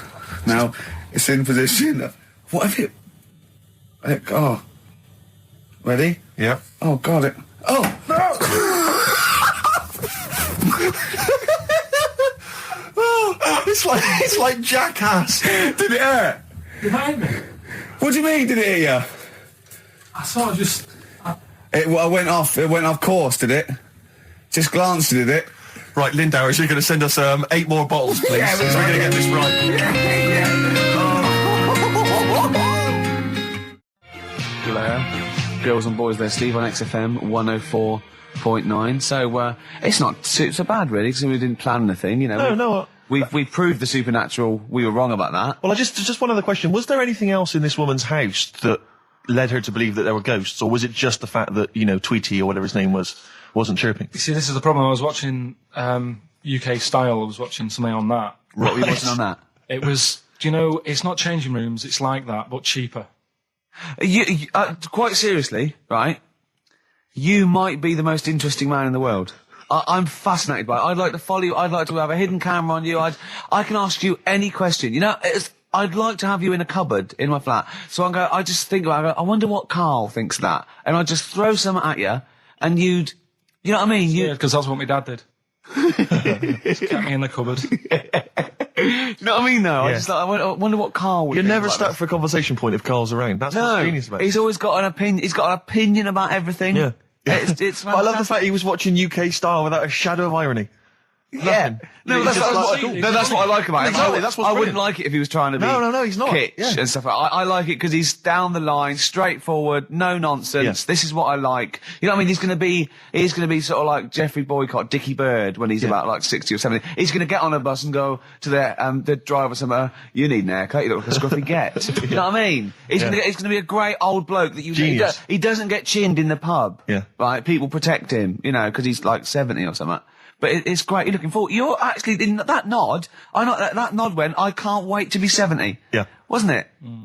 Yeah. Can I make a suggestion that we just get people, they can email in just questions or comments they'd like to hear from Karl. Maybe they just want to know his opinion on the Afghanistan situation. Yeah, or last night's Coronation Street, whatever. Yeah, like they do, in the NME or magazine that coming up to the election, they go, Billy says Labour. Yeah. Ooh, I think the Karl. Sun has White Van Man. Each day they interview a guy who drives a white van, see his opinions on various topics. Karl is very much our white man van. Man van. Yeah. So any query you have, I think most of our listeners are, any to be honest. opinion that you would like to hear voiced from the K-Man, ricky.gervais@xfm.co.uk, or you can phone in. I forget what the number is. Doesn't matter, does it? 700 800 1234. Sweet. Black Rebel Motorcycle Club, Love Burns, XFM 104.9. I'm Ricky Gervais. My name's Steve Merchant. Karl, what's your name? Press the buttons.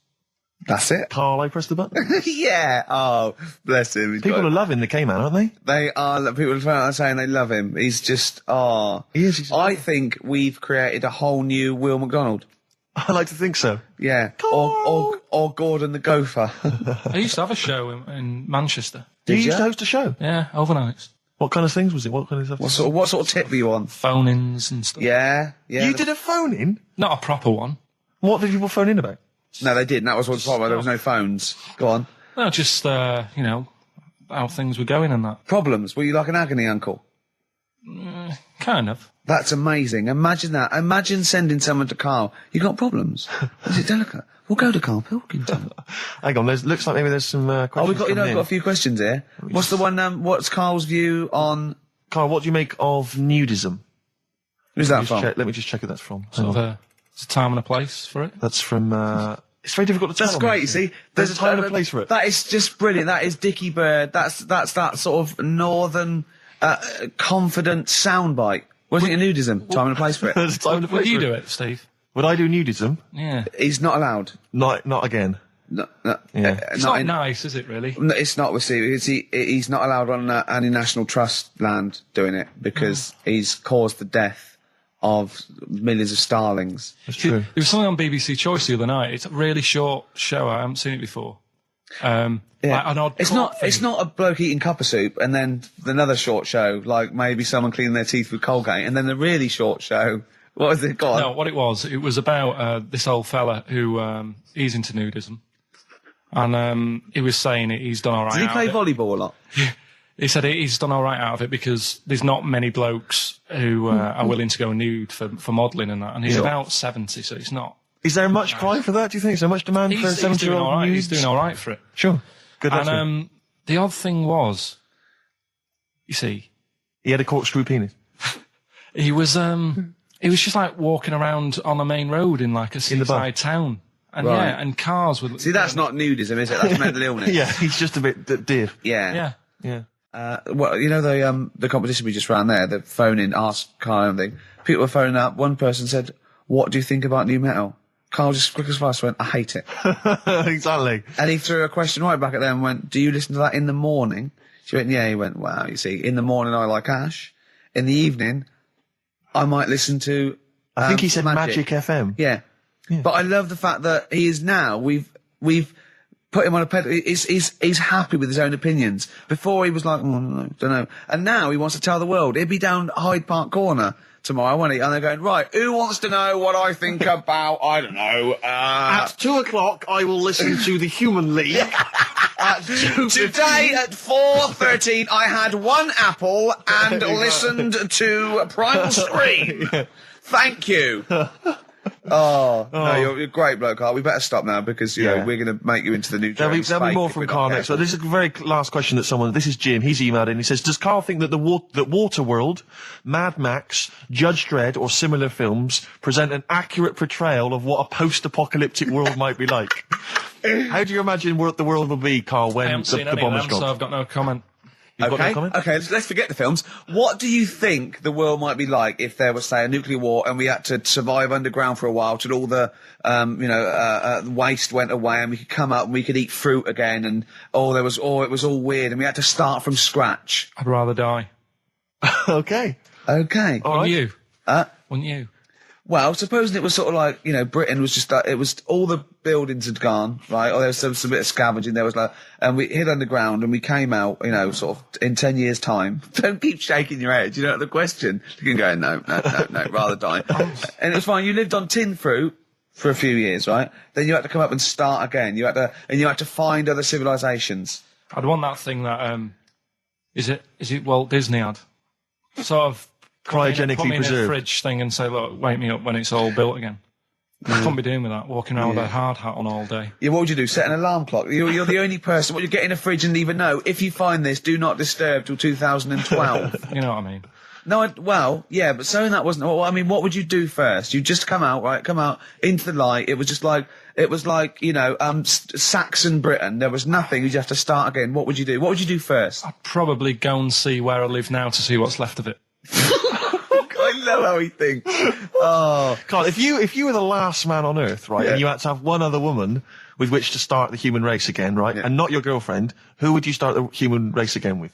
Which person would you want to? Bear in mind, it's not just like the fact that you've got to have kids. They've got to be able to provide something in this world. They've got to be leaders. And they might be all melted. And Exactly, so their beauty may have- They've just got one good eye, but now they can tell what you're thinking because of radiation. Yeah. Who do you think, Carl? They tried to go through a pod, and there was a fish in there for some reason in their Wellington. I mean, for me, probably. What would you rather kiss, a mermaid or a unicorn? Carl, quickly. Mermaid. Why? No, I want him to answer my Because it's got question. a lady's face. Okay, then. What would you rather kiss, a lady with the body of a fish or the body of a horse? A fish. Wouldn't you?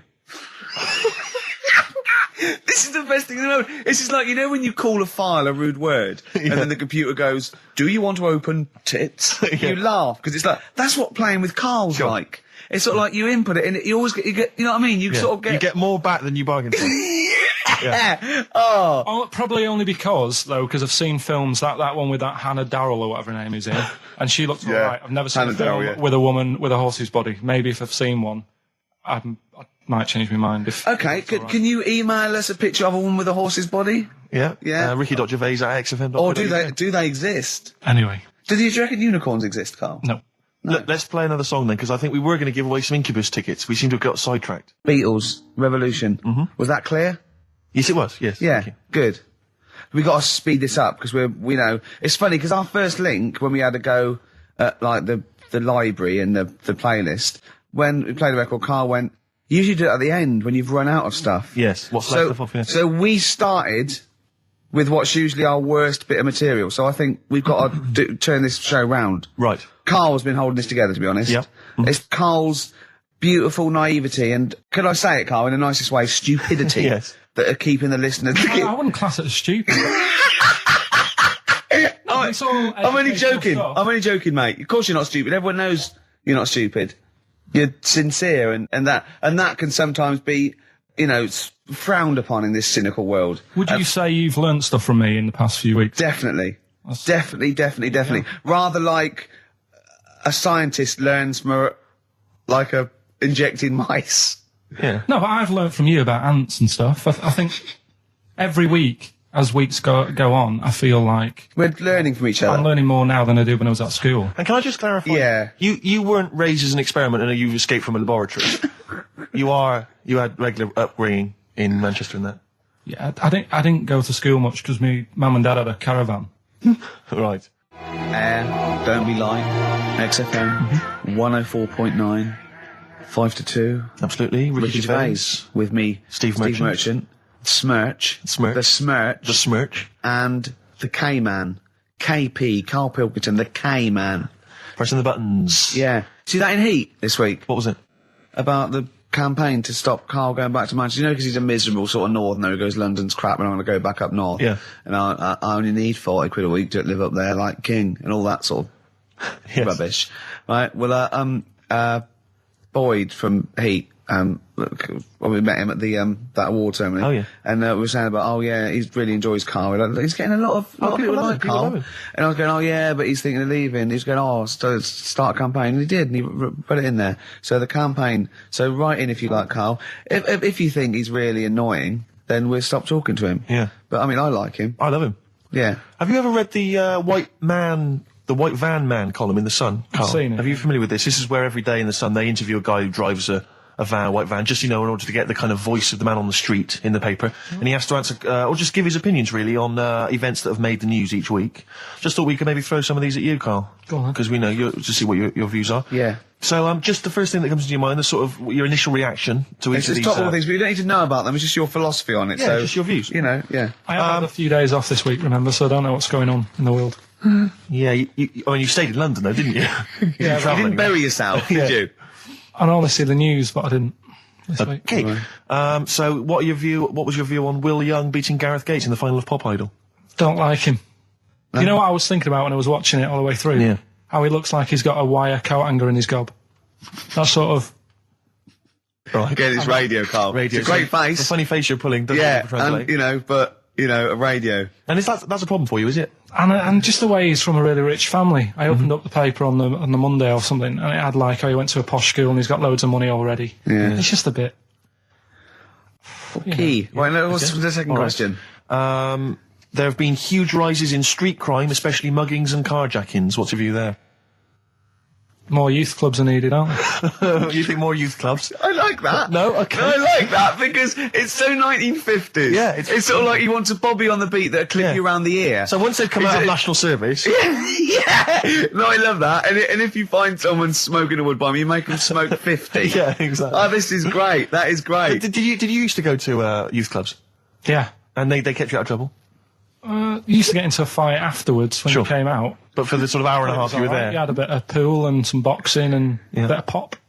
Yeah. So more youth clubs, that's good. I love him. I love him. If you're at home, just make notes, because this is brilliant stuff. Honestly, you won't hear more honest, from the heart stuff opinions. than this. This is great. Go on. This is not pre-planned. These are your direct responses now. I promise you, Carl did not know what we were going to do. He never knows what we're going to do, and he always answers honestly. That is the beauty of Carl. It's not an act. What is your view, Carl, on New York's former mayor becoming Sir Rudy Giuliani?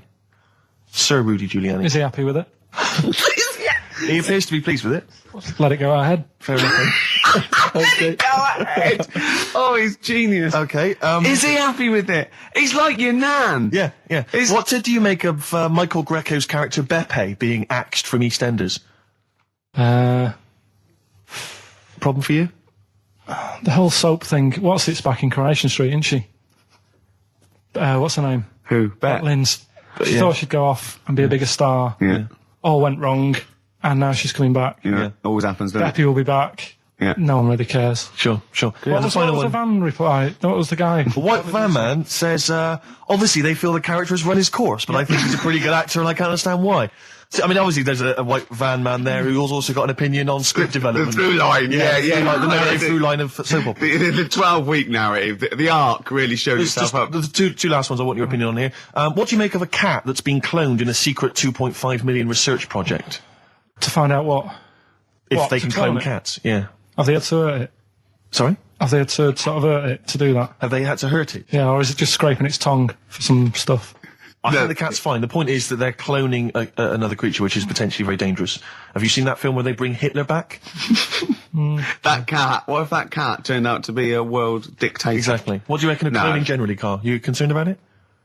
When they're cloning for organs, I you know, don't they just grow them for the, you know. Do you know what cloning means? Yeah, it's when you like make something else that's the same, isn't it? Right. Yeah, I mean it's not going to do any harm. Okay. And finally... When you're on the World Council. Yeah. Finally, what do you make of some city workers who were caught bonking in the glass lifts of the Lloyd's building? What do I make of it? Yeah. Is that a problem for you? Do you think that's unprofessional? Was it the lunch break or? I think it was lunch break. It was their own. All right. It's their own time, I think, fair enough. It only takes 45 seconds to go from the bottom to the top. Is that a problem? They moved quickly. They acted, on instinct. You think fair enough? If that's their natural instincts and they're both consenting, you think fine? Yeah. Okay. Thanks very much, Carl. Thanks very much, Carl. Carl, Right, we'll Steve, have more of Carl's world-weary opinions next time on the show. Now it's time for White Van Man. White Van Man. Yes, for explain what it is. those that don't buy The Sun, they think it's beneath them. White Van Man is a column they have, I think, every day, actually, and they just get sort of some, Joe Public to kind of comment on the week's news. Just seems to me, that it might be interesting to get Carl's views on some of the big events. Not because we think that Carl hasn't got a valid sort of viewpoint. No. Because Carl sees the world differently to some people. That's all. And that's what's interesting. Like an artist does, or a, Exactly. Yeah, he's very bohemian in his outlook. Yeah. Do you feel that you're up to scratch on this week's news? I don't like this bit. Do you? No, just relax. Why not? It's pressure. No, because you just have to give us your first opinions. For your honest answer. That's all we've ever asked of you, Carl, and it's all you've ever given us. Your honest, your first from the heart view. Yeah. All Don't right. worry. Just relax. Just chill out. Are you worried that people are listening and thinking you're an idiot? If my girlfriend's listening now, go and have a wash or something. Go and have a wash. Not very nice, is it? Is it the opposite of Napoleon and Josephine? Yeah, go on. If you're going to visit me again, Josephine, for Christ's sake, wash. Well, I'll ease you in with something fairly easy, a music-based question. Kylie Minogue versus Dido as Queen of the Brits. What's your view there?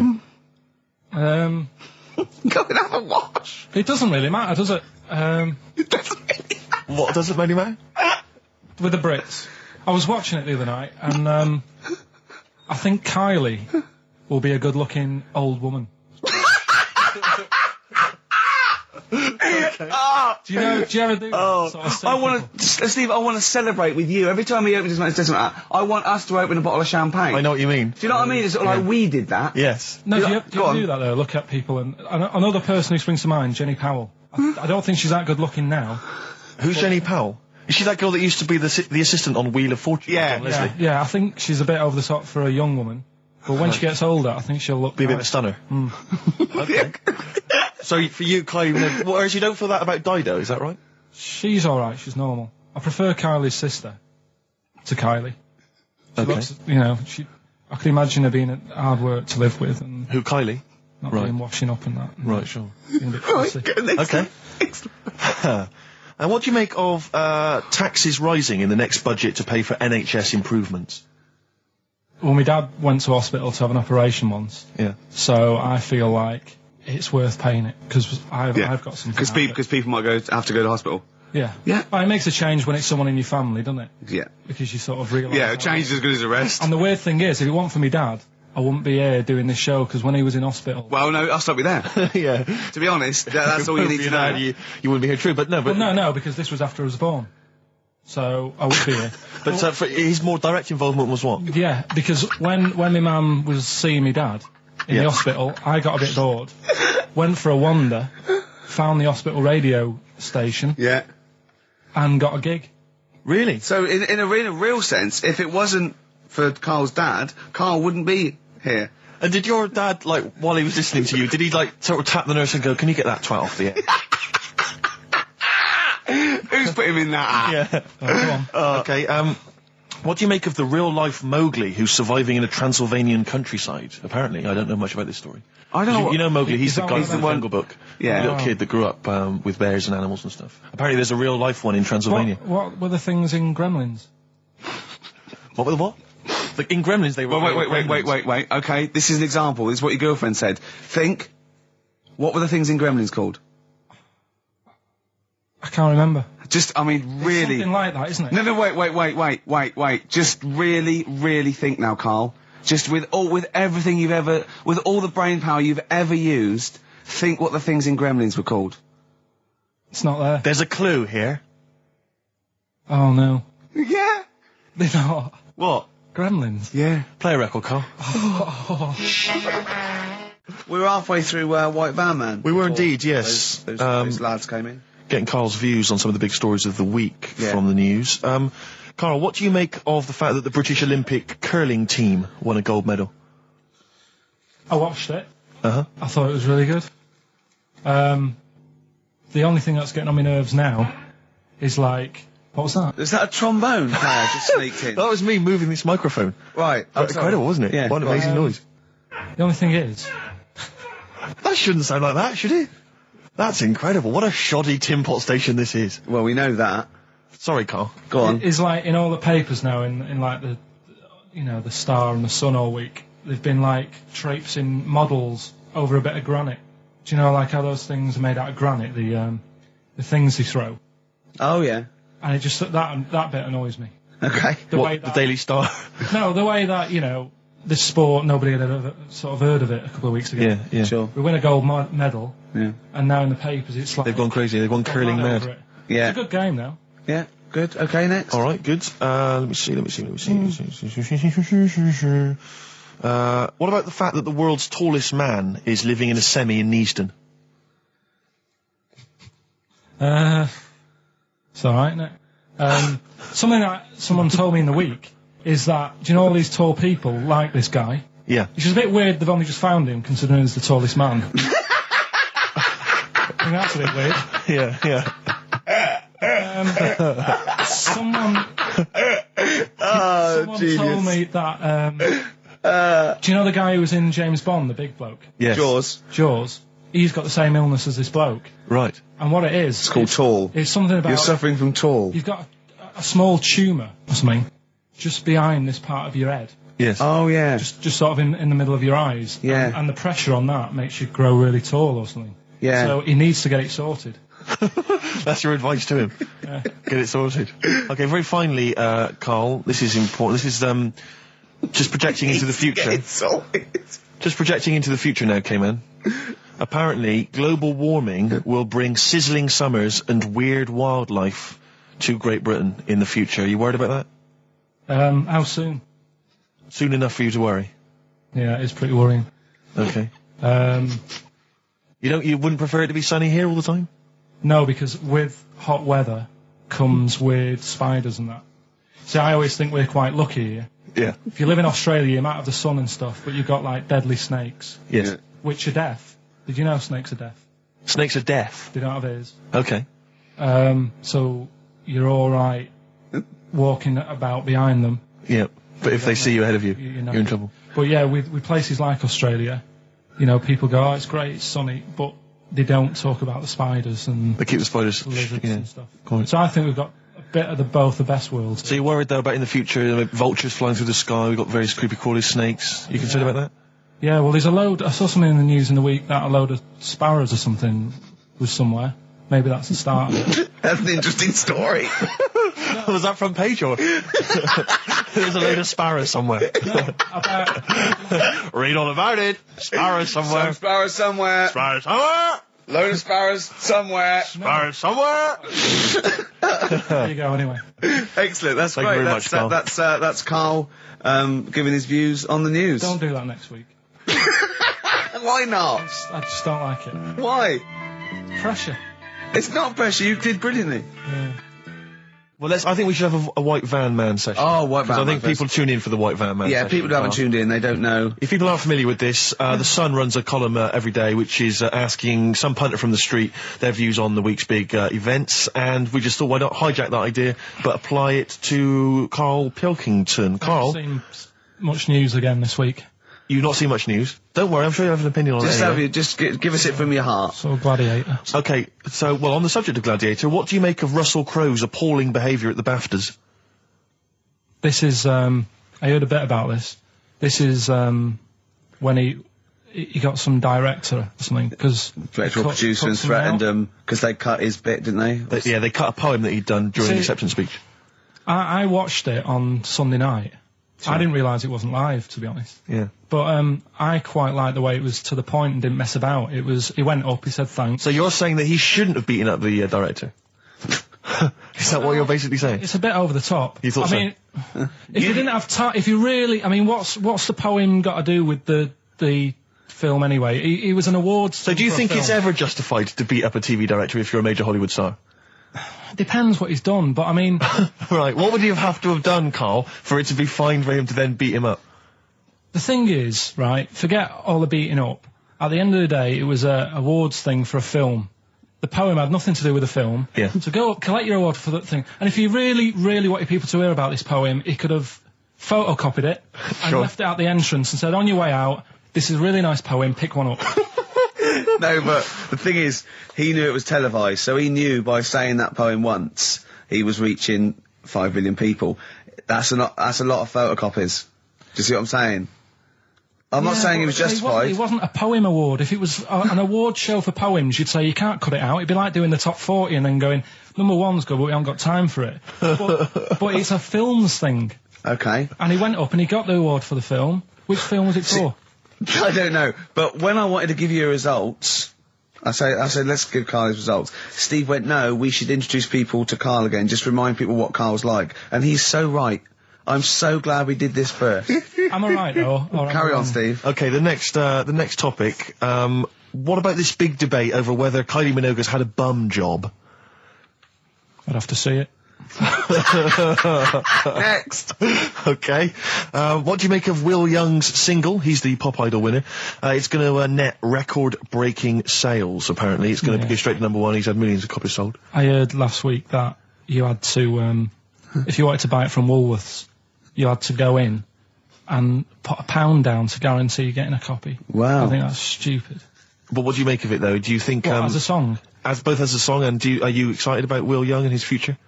No, he'll do all right. I don't think we have to worry about him. Okay. He'll do all right. It's not my thing, but he seems like a nice bloke. Okay, very good. What do you make? One? Yeah, one final one then. What do you make of our scientists getting the go-ahead to clone embryos for research? We have discussed cloning before, and obviously there's the pros and cons of that. Christopher Reeve, former Superman star, he's behind this. Are you behind him? Yeah. I mean, with everything, you have your good and your bad, don't you? Yeah. At the end of the day, if you didn't have bad things in the world, then you wouldn't enjoy the good things. I think, it's like if you didn't have robbers in the world, policemen wouldn't have a job. So it's the same thing. It's like, it's an illness. Yeah? What are they messing with?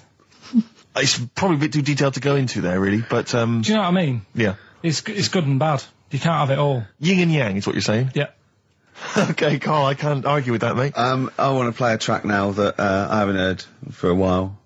It's the Verve, isn't it? Yeah. Sonnet. Lovely song. Coming soon, those big exam results. Anyway, Carl, look, let's have a little quick session of White Van Man. For those that don't listen to the show regularly, The Sun, as you know, has a section called White Van Man where a member of the public gets asked their opinions on the week's big political and social hot potatoes. Carl, we just thought it would be fun if you answered some of the questions. It's not so much questions, it's just your views, really, on these big news stories. What do you make of Olympic ski hero Alan Baxter testing positive for drugs? What did he do? Well, he won a gold medal in the Olympics, and For what? he was a skier. Right. And he won gold medal, and they've just tested him positive for some kind of illegal drug. But what, I mean, if he did, why take drugs to ski? Why? Because all you do is balance. But imagine, it'd be amazing if you were stoned, like going down a hill. Yeah, it's not like you have But to... it's not going to help you, is it? No, it's not just like, gravity that's doing all the work, isn't it, with skiing? Yeah, but it's often to do with your athleticism, isn't it? It's No, to help people you. like saying, and we've just found out the people on the toboggan were on crack. It's not going to help them. You sit there and you go with the flow, and you try and you hold on.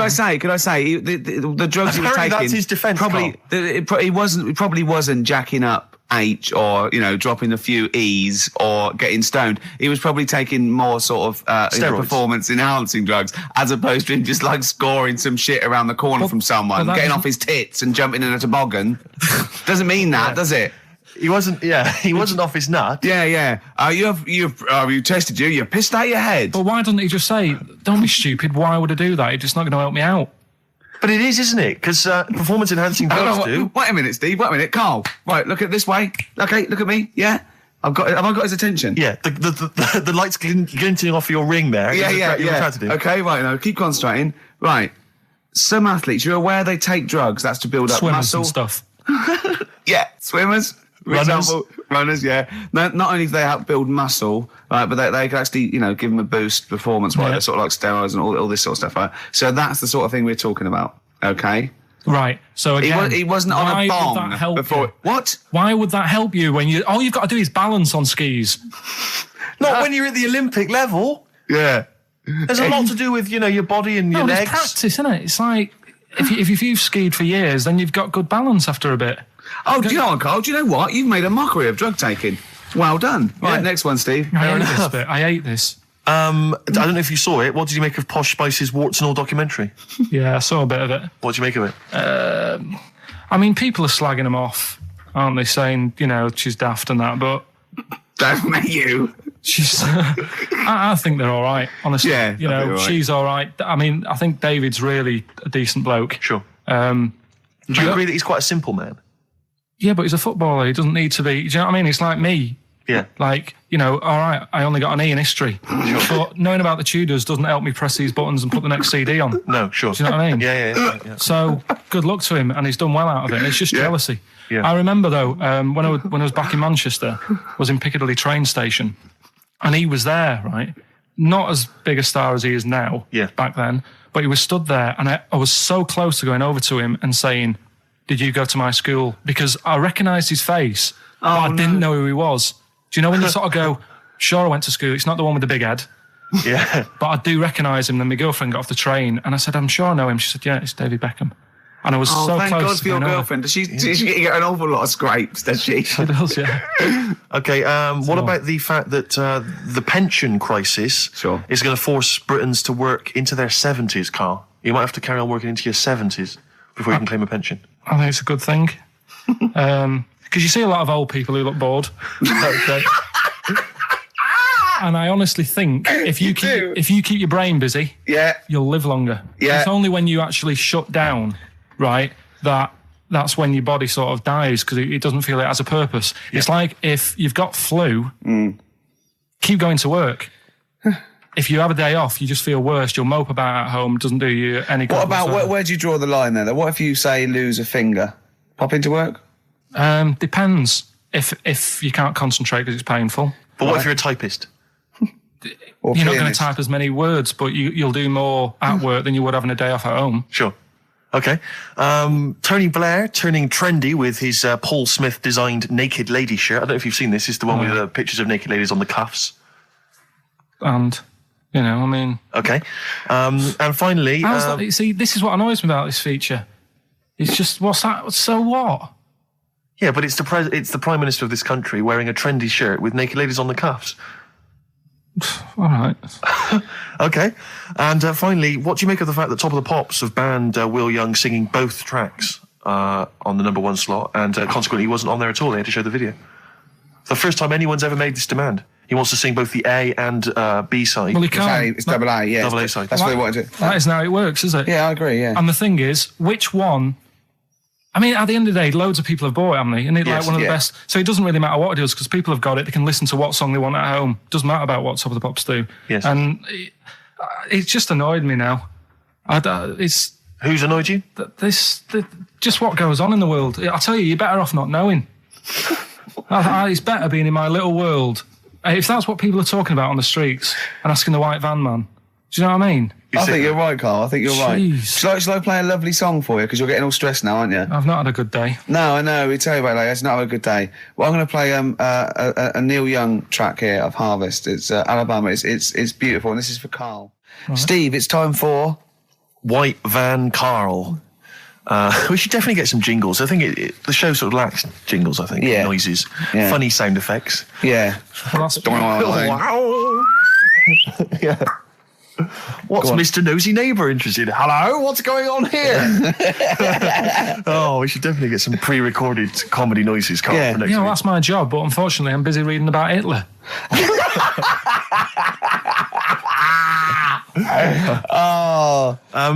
For those that don't know and aren't familiar with this feature, basically The Sun runs a White Van Man column where it asks just people who, every men and women, their views on news stories from the week, and we decided we'd just ask Carl his opinion on some of the same issues. This week... Not like us to rip off another idea and just use it for our own... No. No, but this time... The White Van Man in the Sun this week is Herbie Crossman from Harrow in Middlesex. Herbie. And he's asked his opinion, Carl, and what's yours, on pop idol Will Young admitting he is gay. Come on, Carl. I don't understand what the big deal is, to be honest. Okay. No. Talking to different people about it, and they've said, it could affect the sales, girls won't like him anymore, which I think is rubbish. Yeah, because it finished George Michael's career, didn't it? Oh, yeah, and I was thinking when I was growing up, right? And Freddie Mercury. I was into Kim Wilde, right? Sure. Now... And her kids You're not going in to tell me America. she's gay, are you? No, but if they said, she's a leather, Yeah. right? I wouldn't say, right, that's it, I'm taking kids in America back to the shop, I'm disgusted. Sure. I liked her. Yeah. I don't think I'm ever going to meet her and marry her and that, so what does it matter? Yeah. Will Young, he's a good voice, he's gay, a lot of gay people in the world. Georgie boy was gay, I guess. There you go. Nothing more and nothing less. The kindest guy I ever knew. So Do no you big- Bowie? No big deal. That's one of your favourite songs, isn't it? Brilliant. Killing of Georgie Parts 1 and 2, isn't it? Yeah. Okay, what do you make of the police protesting to Parliament over reforms? That's not the band. Before you say. Right, what's all that about? Okay, well, the police have had various kind of gripes and grumbles which they've taken to Parliament, try and get them sorted. Like what? Well, it could take ages, basically. They don't like the pointy helmets anymore. Yeah. They want flat caps. They feel that their powers are restricted. They get a lot of bad press. They're not being paid well. They're only resource. They actually demonstrated, didn't they, outside? I think they may have done, yeah. Well, at least they're doing something about it instead of just sitting there moaning. Do you know what I mean? Okay. They're going to the top, trying to sort it out. Yeah. I admire that. Yeah. What do you make of the police generally? Are they doing a good job? They've woke me up a couple of times at about 4 a.m. when I was a kid. Right, was that because they were looking for your brother in his tank? Yeah. Did a Sherman tank just come through here? Yeah. No, my mates nicked cars and gave my name and all that. Right. Were they friends of yours? Right. Yeah. Okay. What do you make of fears that dumped Britney Spears? She's been dumped by her boyfriend. There's worries that she may be cracking up, Carl. You concerned? What are the signs?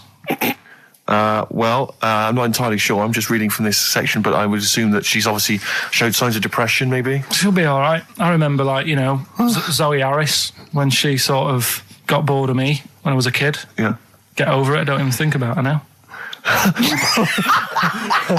What? And how long did it take you? How long did it take you to get over Zoe? Zoe Harris. How long did it take To be honest, right, it was like one of my first girlfriends, and she was a pain. I remember I went out with her because she wouldn't stop hassling me, right? Yeah. I remember A good reason to fall in love with that. Oh, go on then. I never talked to her, and then the bit that really got me, I thought I half liked her, and then I remember, right, we were at a school party, sort of infant school.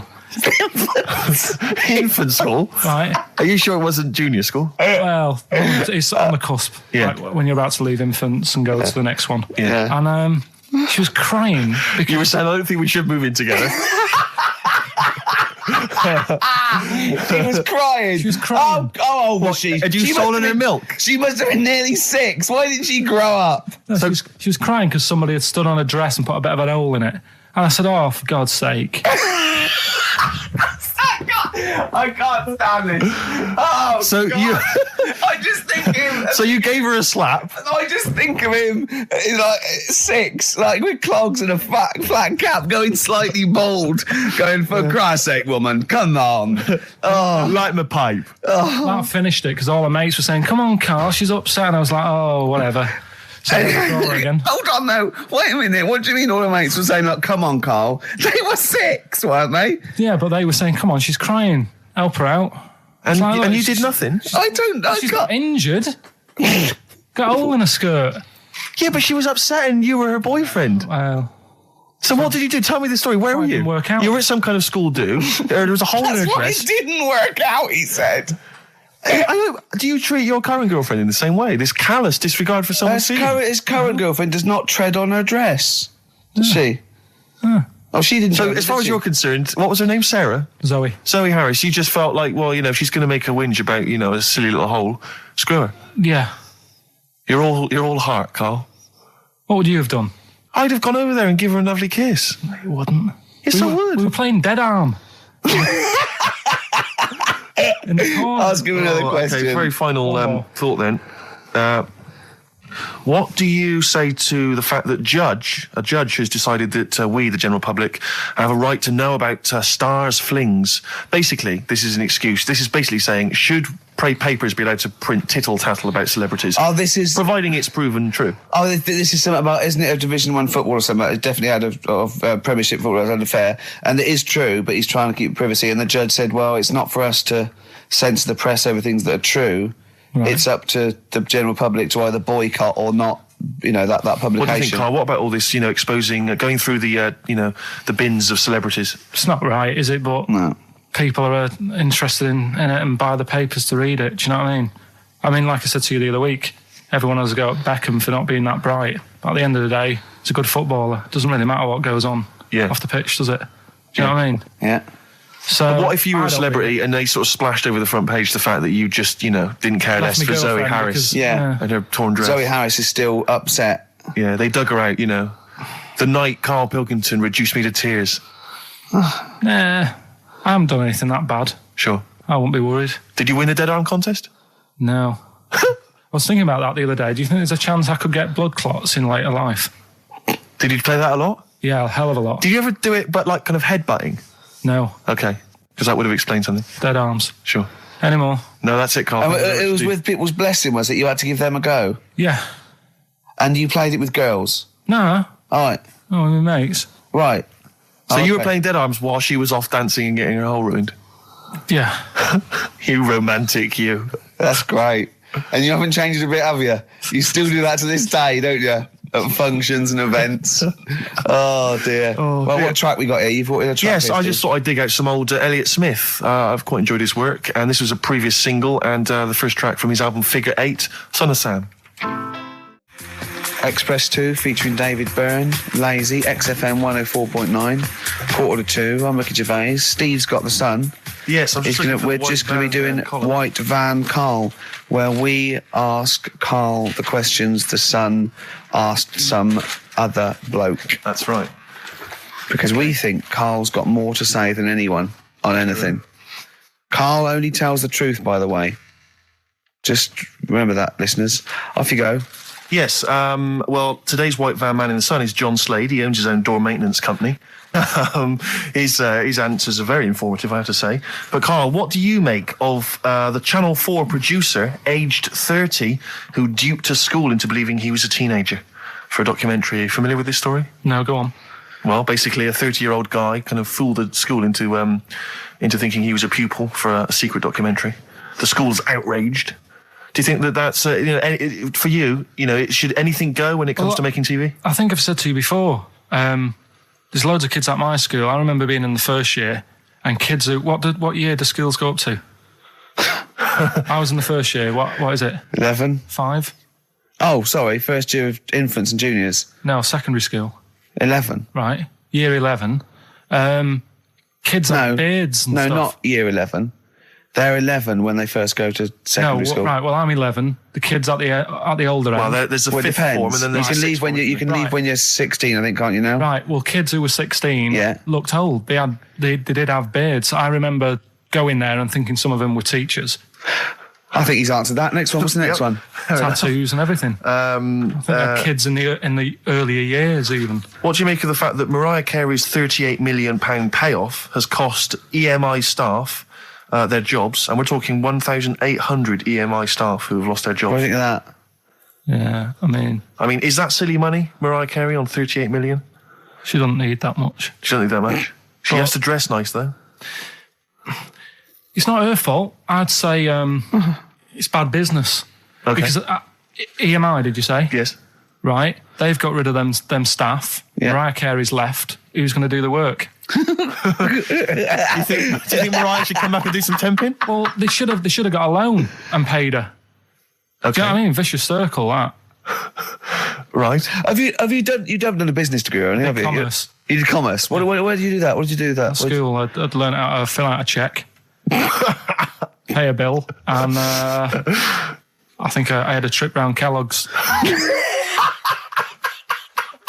Did you get an O level or a GCSE? We know he didn't. You know, I did. But was there a commerce exam, or was it just a division of Can't maths? remember. What did you do? Fill out a Was it a check. subset of It was maths? an option. It was like, if you want to do it, you can. What do. was it? Fill out a check. Fill out Pay a check, bill. Pay a bill. Have a visit round Nipped round Kellogg's. Kellogg's, and I saw my sister's boyfriend there at the time. He sorted me out with some variety packs. Really? What was in them? You know, Rice Krispies and Good stuff. Cocoa Pops. Space Dust or whatever it is. Space Nuts. So, sorry, that wasn't Ken Dodd, no. No. That was someone else, was it? That was an aunt. Yeah, that wasn't Special K. Oh What dear. about this then? Home Secretary David Blunkett admits that muggers rule some streets. Weird this, because when I was out with you, I don't believe it's going to be weird. Whatever you say, no, Carl. Go on. when we were in that pub that night and we got talking about muggers and that, the tip is what I tend to do, because I nearly got mugged once. Act You mental. what? You nearly got mugged once. I nearly got mugged. Yeah. But I tried this technique of acting a bit mental. Right, and how did you act mental? Well, this guy wanted me trainers. And I was in Piccadilly Gardens in Manchester. It was quite late one night. And he come up, he said, I want them trainers. I said, you want them? I said, I worked hard for these. I said, how dare you come to me asking? And I got a bit livid. And he looked at me like, oh my God, he's got a right one here. And he left me. Were you acting mental or were you just mental? No, I put it on a bit. Were you not petrified though? Well, you don't think about it, do you, when you're sort of in the eyes of danger? Well, not you, clearly, you're a brave man. So what did you say? I just went a bit mad. I just kind of, because he said he wanted the trainers and they were dear ones at the time. And I just said, no, you're not having these. So I've crafted you. I said, I wanted these trainers. Yeah. And, went on to tell him how I work at printers and I don't enjoy it. And, I put in all these hours and that, and I have to cycle home for about 5 miles. And Did he give you his trainers? Yeah. Did he have a knife or I anything? just left. No, it didn't get that violent. Well, that's very brave of you, Carl. Yeah, it's That's good. good advice, though. Just act mental. See, what's it? Should have tried it the other night. Oh, Liza Minnelli. Yeah. Well, she says, I've worked hard for these diamonds. Yeah. Not easy being the daughter of Judy Garland. You don't know what it's like. Finally, apparently there was a crook that got a security job at Heathrow. Right, he was a crook and he got a job at Heathrow. As robbers steal another £2 million. Apparently security down there is lax. Yeah. Is that a concern for you? Is this another Yeah. 2 million? Yeah. Why is all this money at the airport? It's those sandwich shops. You know how they're really expensive, the sandwiches in when you're in a plane. They're like £2.50 for tuna, which is ludicrous. Yeah. That's basically the reason. What do you mean, why is all this money at airports? What is it doing there? Why? Have a go. No, have a go answering this yourself. Why is anything at an airport? It's going somewhere. Or coming in from somewhere? Yeah, but money, you can sort it out through the bank, like phone banks and that. Have you done commerce? You know a lot about paying bills and writing out checks. Yeah. Tell us about Kellogg's. What was it like? What was in the factory? Was it just like squashing bits of corn? Pretty boring, really. Just loads of conveyor belts, boxes of cornflakes everywhere. Just what you imagine. Yeah. I So don't is know it what we more, need to this is learn where from you it. might be working? This is where you're likely to work. Possibly. There was 2 trips. There was that and a trip to Manchester Evening News. Okay. And I left that early because I had a job in Cordon Bleu. In Kellogg's. Cordon Bleu, what's that? It's like a supermarket. Yeah? And I had to leave the trip early, and the teacher went mad saying they'd thought I'd got lost on the, in the building and stuff. What, you didn't tell anyone? No, because it was like day 2 of working in this supermarket, and I couldn't be late. I thought by the time I explain where I've got to go and everything, I'll be even later. Sure. So I just left, and then apparently they were searching the building and everything for me. Oh, I was stuck in a printer. Don't know. Stuck in a printer? I don't know. What was the printer's name? You worked at a supermarket called Cordon Bleu. Yeah. Cordon Bleu. Brilliant. That's great, isn't it? It's rubbish. Oh. Got sacked. You had What did you get sacked for? Messing about in a back in the car park round the back. Yeah. Right, there was a grid, and all the concrete had gone funny. So when it rains, you got like a big lake. Oh, yeah. Right. And I got in. Do you know those big metal trolleys you get to like put all the food in whilst? Oh, yeah. And I got in one of them and pushed myself out into this lake. Of cement? No, water. It was full of was water water, because it'd been right, raining. right. And I got stuck in the middle, right? And the boss was like, "Where's Karl? He's meant to be doing, facing up the beans." And I was like, And you were stranded in a lake. So someone said, "Oh, I saw him messing about out the back." He came out and saw me stuck in the middle of this lake in a trolley, and he said, "Get back in." I said, Would you say, no, I'm filming sharks? I said, it's too deep. I can't get out. You'll have to pass me something. And he said, "I'm not passing you nothing." He said, "You can get out of there and walk through it." I said, "I'm not. I've got my trainers on, probably the same ones." Yeah, you've risked actually. your life for them. Yeah. I said, "I'm not getting these wet." I said, "What are you going to do?" I said, "I'm going to wait for the water to go down the grid." He said, "The grid's blocked. Now get out or you're sacked." I said, "Well, I'm not getting out." He said, "Right, you're sacked." So you were sacked. How long did you have to wait for the water to go down the grid? In the end, I did get bored, and I sort of did a bit of a leap and a jump and got 1 foot wet. How long were you waiting? About half an hour. Just think of it. I mean, how did he get himself into that situation? That's fantastic. Should we play a record? Oh, definitely. That's a Your choice. joy. Oh, you're an absolute pleasure. More White Van Man next time on the show. Electric Soft Parade. I keep trying to get the album for free from you, Karl. You've not sorted me out yet. I have to rely on other people to give me different copies. No, of I did different try. tracks. I'll keep trying. Please do. This is one called There's a Silence, Electric Soft Parade. Right, well, it's time for White Van Man, which is where we ask Karl the questions that the Sun asks someone else. Exactly. It's an article in there where they ask them, typical man on the street, the big questions of the day, gives them their platform to the nation, and we think this is just too good to let out because we only care about one person's opinion in the country now. That's true enough. He's the K-Man, and there he is. There he is. Right. Karl, your thoughts, please, on Kylie Minogue slagging off Britney Spears for ignoring her fans at her premiere. Are you aware of that story? No.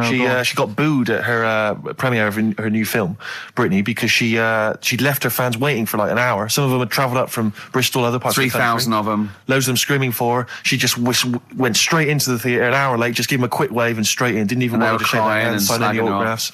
So they were booing. What do you think of that, Karl? And Kylie's obviously said that was actually outrageous, and you should treat your fans with respect. What do you make of it? So she did wave. Then. Yeah, but literally as she was walking into the theatre. Was it raining? No, I don't think it was.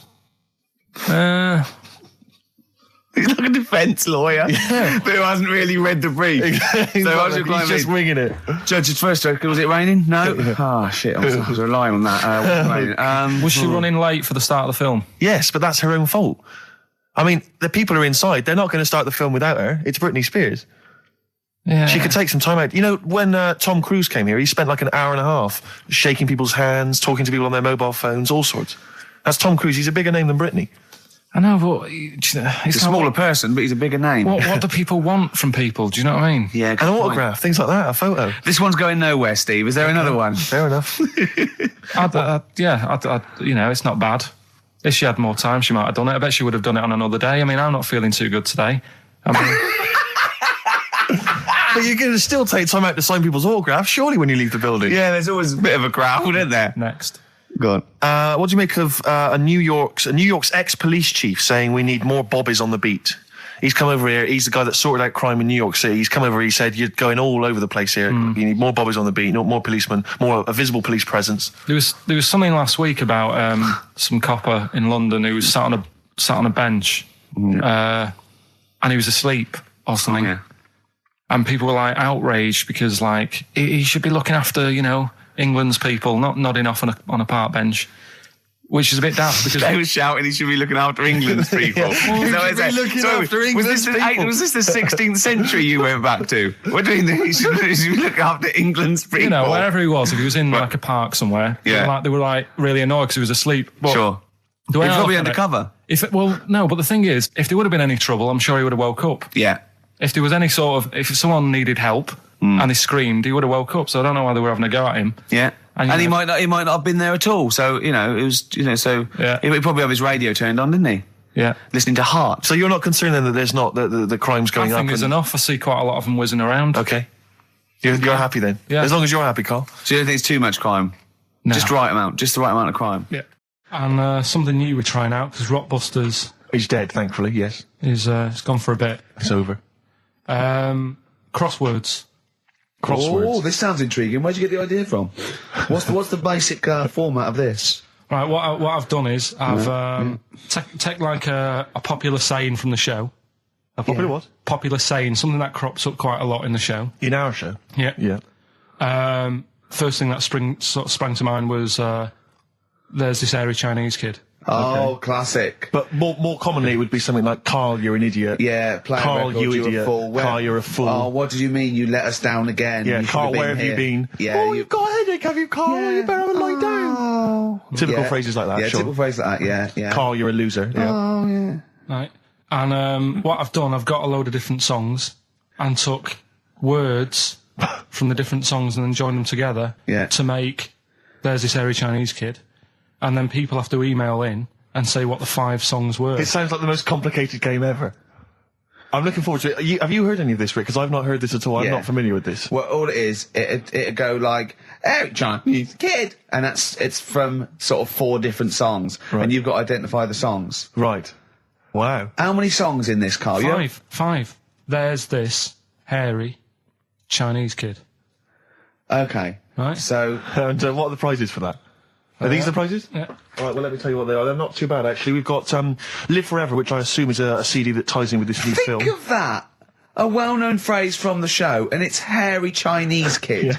Where would you There hear is no that other radio show in the life? world. This is... Go on. If you've just tuned in, I mean, what are you do thinking? think if you've just tuned in? You're going, well-known phrase from Shaw, hairy Chinese kid. Oh, yeah, classic.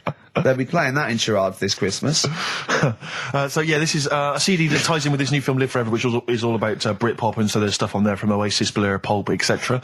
We've also got another Red Dwarf DVD, Marion and Jeff, first series of that, excellent. That's on VHS, sadly, but never mind.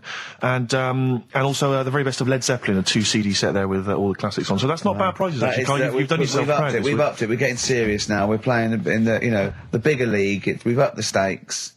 And we want Heat Magazine not to, lose touch with us just because Rockbusters is gone. Yeah. I think they're still behind us. So We're gonna show the world. we've got film. You appear in a film. We've got crosswords. How is that to do with the crossword? Because I've got words and sort of cross them. Okay. Right, you don't really cross them. But, good. So words. We're playing a game called Words. Word Song. Hello and welcome to Word Song. And obviously, I imagine there'll be some more great music. The Thrills, One Horse Town on XFM 104.9. Ricky Gervais, Steve Merchant, and Karl Pilkington. Now, Karl Pilkington is getting ready. It's the start of a new strand in the show, a new quiz, a new competition to replace Rockbusters. Now, that's quite a tall order, but what have you done? Right, like I said, right, if you've only just tuned in, what it is, I've took, and I'll be taking, a well-known saying every week from the show, something that crops up a lot. First one that sprang to mind was... There's a little gay fella standing next to me in the urinal. That's next week. Okay. This week, there's this hairy Chinese kid, right? Yeah. That's crops up quite a lot, Sweeping the nation. right? So what I've done, I've got 5 songs, Yeah.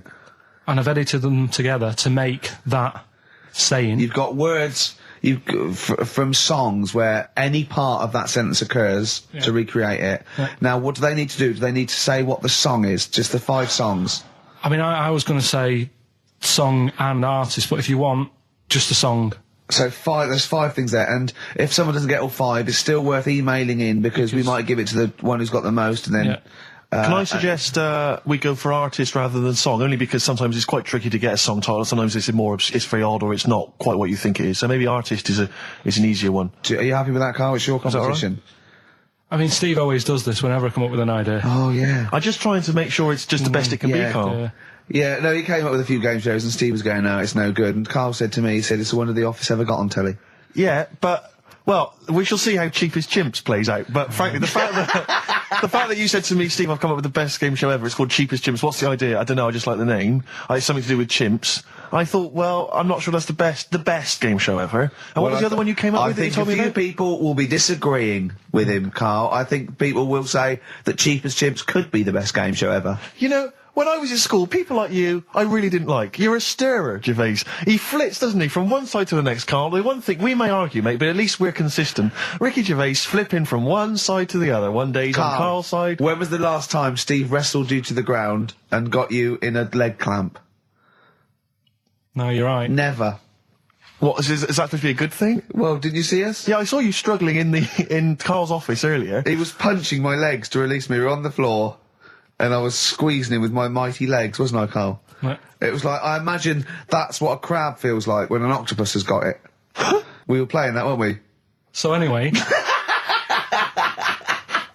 So, I'll play you this clip now. It's 10 seconds long. We'll play it a couple of times because you'll need to take it in.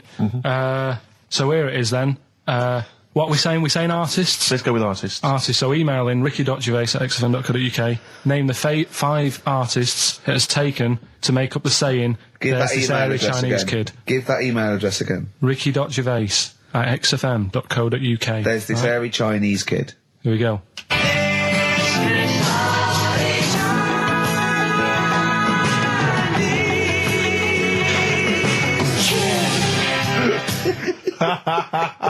Play it again. Play it again. There we go.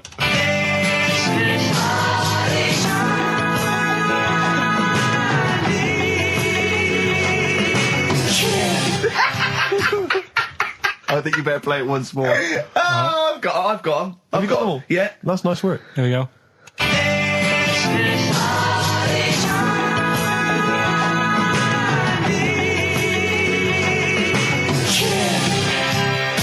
I just remind you now that the prizes include a Red Dwarf DVD, Marion and Jeff, the first series of that on VHS, a Live Forever Britpop CD, and also the very best of Led Zeppelin. Let's play one of those actually while we're here.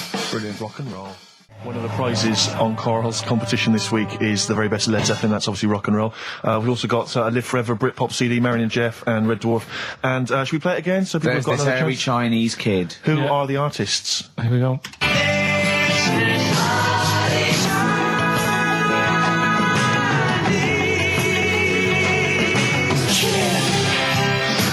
It's tricky. It's not very easy. Once more. One more.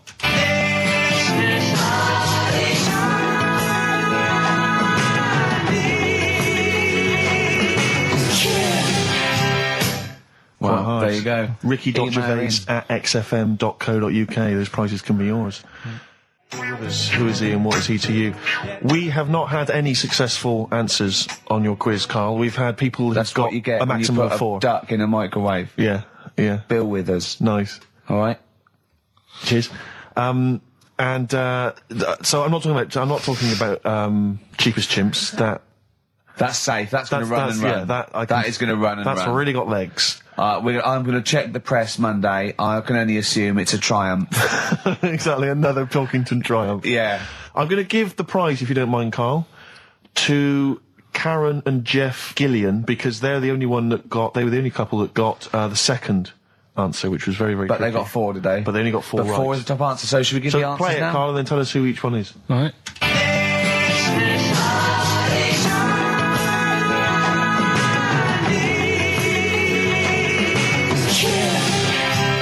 So there you go. I didn't know the second one. There's Play this again. airy Chinese kid. So the first one, the Lars. There she goes. Right. That's George Harrison. No. That's Philip Bailey. And that's Deacon Blue. Right. So it was the Lars. Yeah. What's the second one? Strokes. That was very tricky. That is hard. George Harrison for yeah. airy. That's all I could get. It was Ari. Ari Krishna, yeah. But Chinese. Phil Bailey. Chinese War is. Yeah. And Deacon Blue Real Gone Kid. Real Gone Kid, yeah. There's this hairy Chinese kid. Very hard. I love the fact that the normal bit of that, like, the normal bit is like the well-known phrase, there's this hairy Chinese kid. Yeah, exactly. Like, nothing happened there. That's normal. There's this hairy Chinese kid. As a phrase that often... In fact, you're right. We must have said that phrase 20 times today. When was the last time that was said 20 times? Never. I don't think it's ever been said anywhere. There's this hairy Chinese kid. I mean... Even in China. I don't think it's... Well, it's very rare. Definitely not said in China. The prizes they've won. The prizes they won: Red Dwarf DVD, Live Forever, the best of Britpop, Marin and Jeff on VHS, and the best of Led Zeppelin. Well done to Karen and Jeff Gillian. I've also seen no proof of this hairy Chinese kid. None whatsoever. Do you know, I think, you know, people don't want to hear about this today from us. They want to hear, you know, the new features, the songs of phrase. What song's a phrase? It's the feature we started last week, where we take clips of songs, we make up a phrase from the show. I mean, a famous phrase, last week's world famous phrase was, there's this hairy Chinese kid, you'll remember. Yes. Well, it was called Crosswords last week, but Phil emailed in a good suggestion and said call it Songs of Phrase. Brilliant. Songs of phrase. Songs of phrase, but perfect. So are we still going with Cheapest Chimps? We're persevering with that, aren't we? Got some Cheapest Chimps lined up. We'll be doing that before 3 o'clock. Yeah. Great. Again, who else can say that? So good. So for the next 2 hours, everyone should just bury their head in the sand, ignore the world's problems, and enjoy features such as Cheapest Chimps and songs of phrase. And a bit of Shearing Breaks. Oh, class. Trying to stop suddenly in Italy. TB. Cheering Breaks. It's like a rockbuster, Carl. They were the good old days. I know, yeah. Painkiller on XFM 104.9. But look, Rockbusters is gone. Forget Rockbusters. Long live Songs of Phrase. Over to you, Carl. All right, well... You know, Rockbusters was one of the things they were protesting about last time. that was why I just had to listen to them. They just kept stopping me in the street as I was trying to get to the tube. You've got to stop Rockbusters, it's run out of steam, they said, and I'm glad. That's why they always do it on a Saturday. Yeah. They make their way to Leicester Square for 3 o'clock. Yeah. Right. Songs of Phrase. What it is... Songs of Phrase. We took a phrase from the show last week. It was, there's this hairy Chinese kid, right? Today, we're going back to the good old line of, like, you never see an old man eating a Twix. Sure. Right? How long is that? No, you'll never see an old man eating a Twix. You'll never see an old man eating a Twix. It's not as many as you think, no. It's not that many. Well, how is it not that many? Right, well, first of all, anyway, don't worry about that. I think there's about 5, I think. Hang on a minute. Oh, God.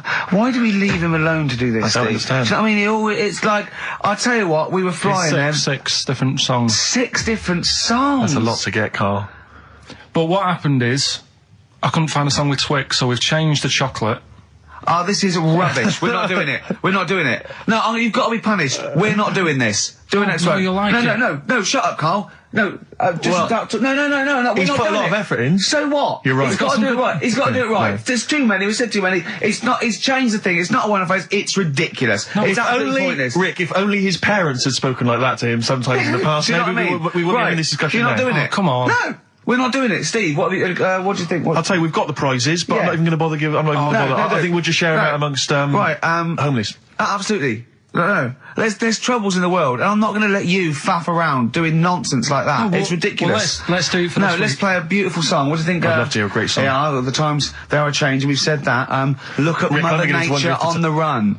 Look at Mother Nature on the run, Steve. Yeah. Play it. So we're not doing... No. It's your own fault.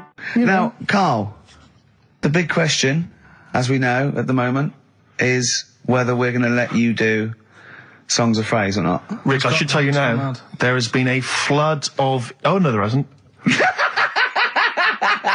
Sorry, I was thinking there'd been a flood of emails, but it was people agreeing with you, Rick. I know Tony Blair has been trying to get through. Yeah, exactly. I'm just checking the emails now. There's absolutely nothing supporting you, Carl. So no one gives a side either way about No, well, that, that's not then. fair. There were a couple of phone calls, weren't there? One was a guy saying you should. I think the other one was you, Carl. Was it phoning from the kitchen? Can we do it? Can we do it? Right. No. If you don't like it, we won't do it next week. But the fact that I've made it. I don't know why you did that. We thought of lots of stuff that you could do. You chose one where you have to have 10 words and 6 songs to choose. You haven't got Twix. I don't know what you've substituted Twix for.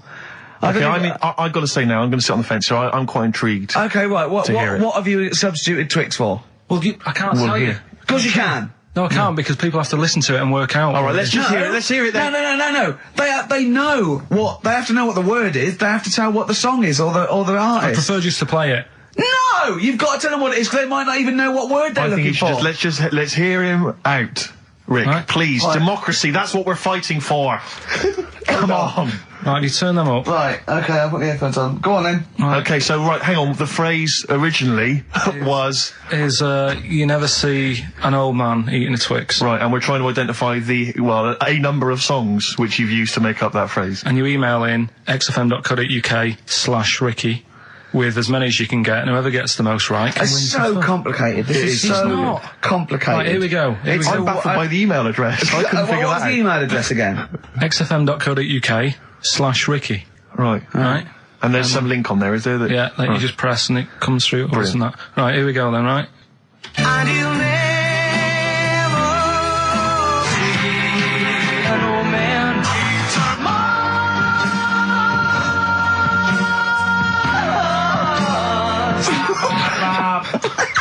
Well, I missed a little bit at the end. Let's hear it again. Mars, ba ba ba. Let's hear it again.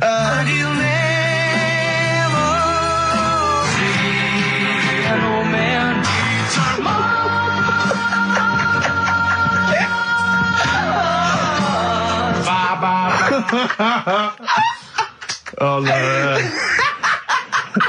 Oh God. Okay. Right, we'd say the prizes, Steve. Right, so how many songs were there? Do we know? I think it was 6. You think there was 6? And you'll never see an old man eat. It might be 5. 5 or 6. Yeah. Anyway, well, email in the answers and how many there were, and you might be in with a chance of winning on DVD the original series of Citizen Smith with Robert Lindsay. That was good. Paul Whitehouse's Happiness, the first series of that on DVD. We've also got a couple of CDs here. The Best of Britpop, Live Forever, Oasis, Blur, Radiohead, and all the rest of them on there. Right. Supergrass's current album as well. That's all I right. think it's a current album. Yeah, it is. And Okay. less convinced by this one. If I tell you that some of the artists include Delamitri and Deacon Blue, then I know you'll be rushing out later, Rick, to buy this. Scotland Rocks. A compilation of... Is Wet on there? let's see. What about Biss? What happened to Biss? Let me see. I'm not gonna... I tell you, it doesn't... I mean, we've got Gun on there. Oh, yeah. We've got... baby, lately. Aztec Camera. Yeah. Big Country, obviously. Proclaimer's not on there. Wait a minute, where's Runrig? There they are.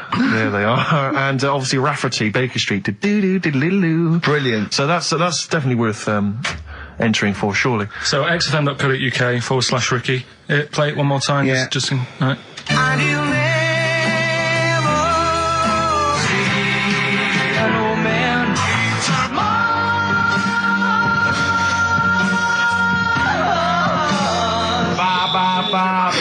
Class. Pure class. Well done.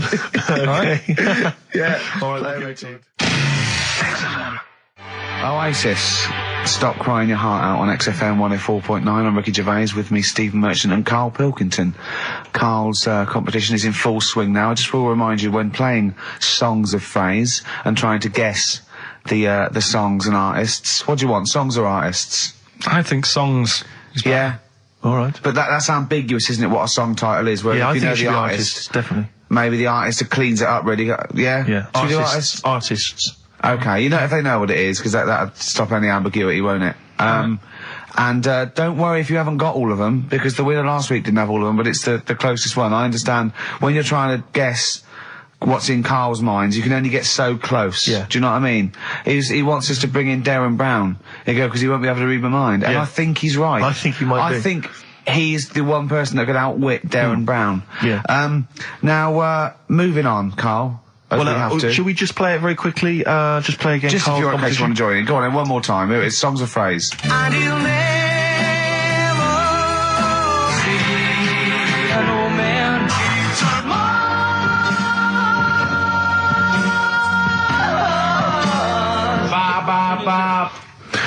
Because you have to get, it is very difficult. So, song artists, we give points if you're close to any of those, and we'll choose a winner. So, do. And what the points mean? Crap prizes. XFM. xfm.co.uk slash Ricky. We're running out of time. We've got like 5 minutes left. Winner for Songs of Phrase. All right, give us the answers. Right. We did this at the start. We haven't even got time for the film thing today. Oh. But we'll do that next week. Songs of Phrase. It was a phrase you never see an old man eating a Twix. I love the fact that we haven't got time. Like, we've had such important stuff, and it's been so jam-packed and interesting. Not that it's been drivel with gaps we could have filled much better. Yeah. Don't look at it like that, What, with his film quiz? Come on. Oh, dear. So, Songs of Phrase. You never see an old man eating a Twix. We had to change it to Mars Bar. Here's what we had. Jerry and the Pacemakers. Echo and the Bunnymen.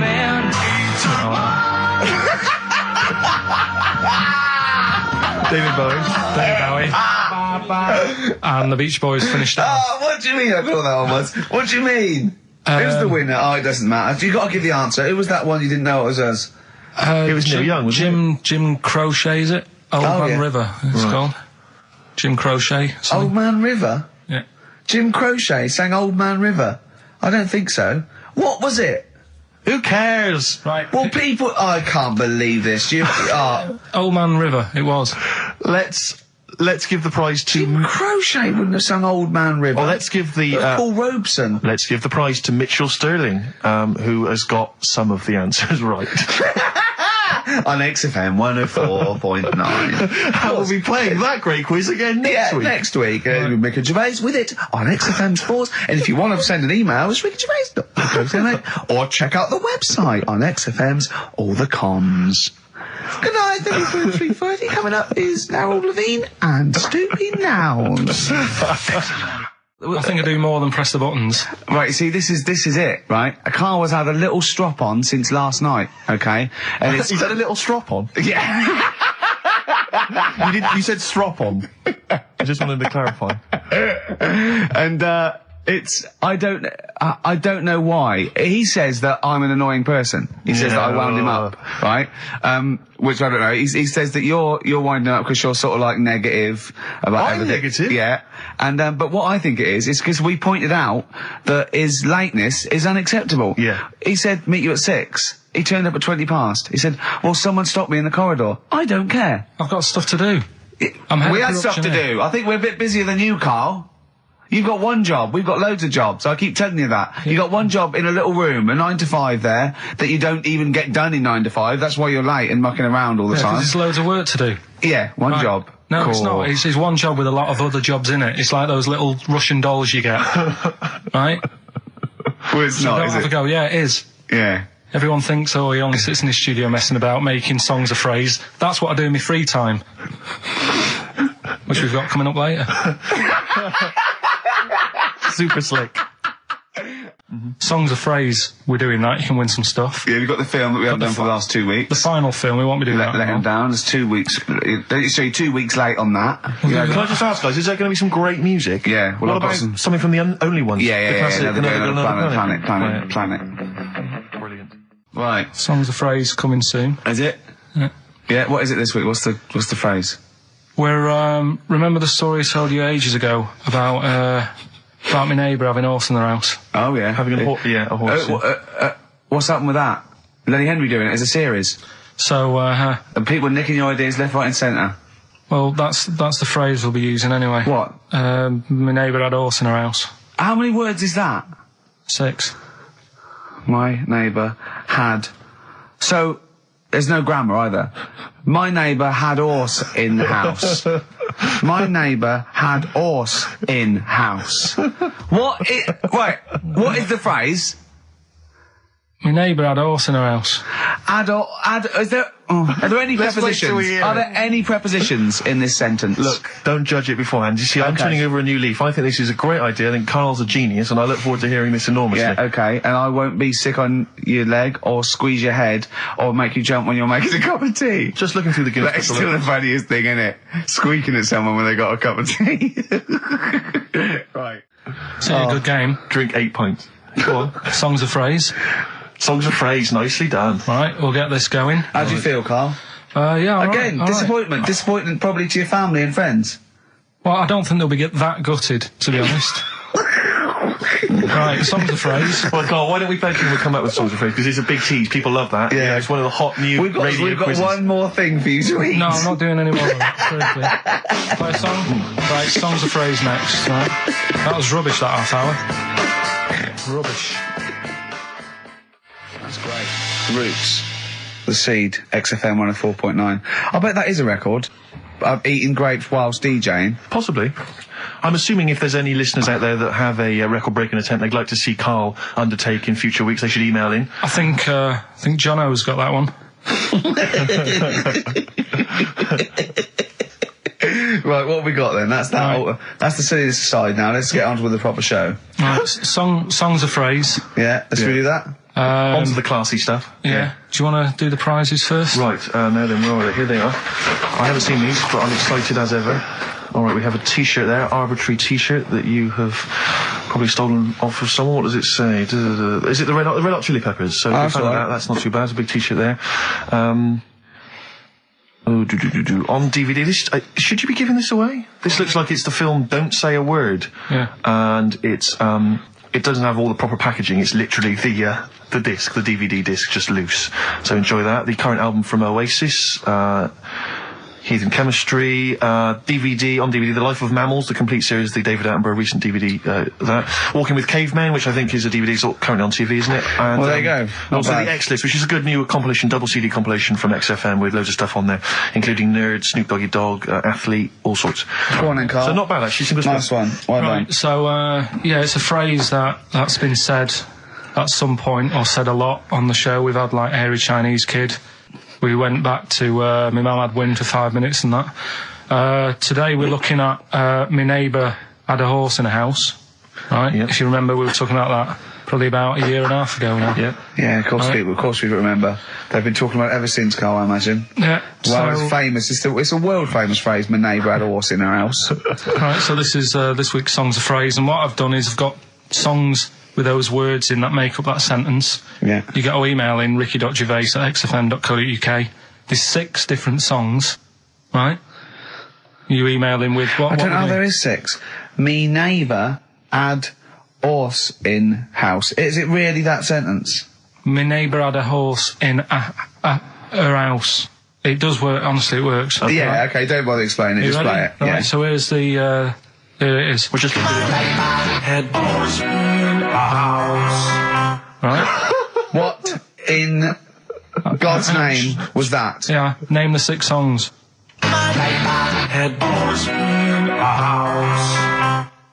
Huh? Are we naming the artists or the songs? Either. Artist. Anyone will who be- gets anything can get a prize. Once Jeez. more, Carl? Artist. Here we go.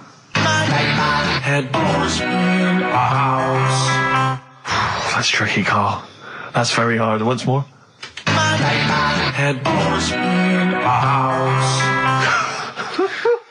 Email in ricky.gervais@xfm.co.uk. I'll give it Another letdown. Another It's letdown. brilliant. This. No.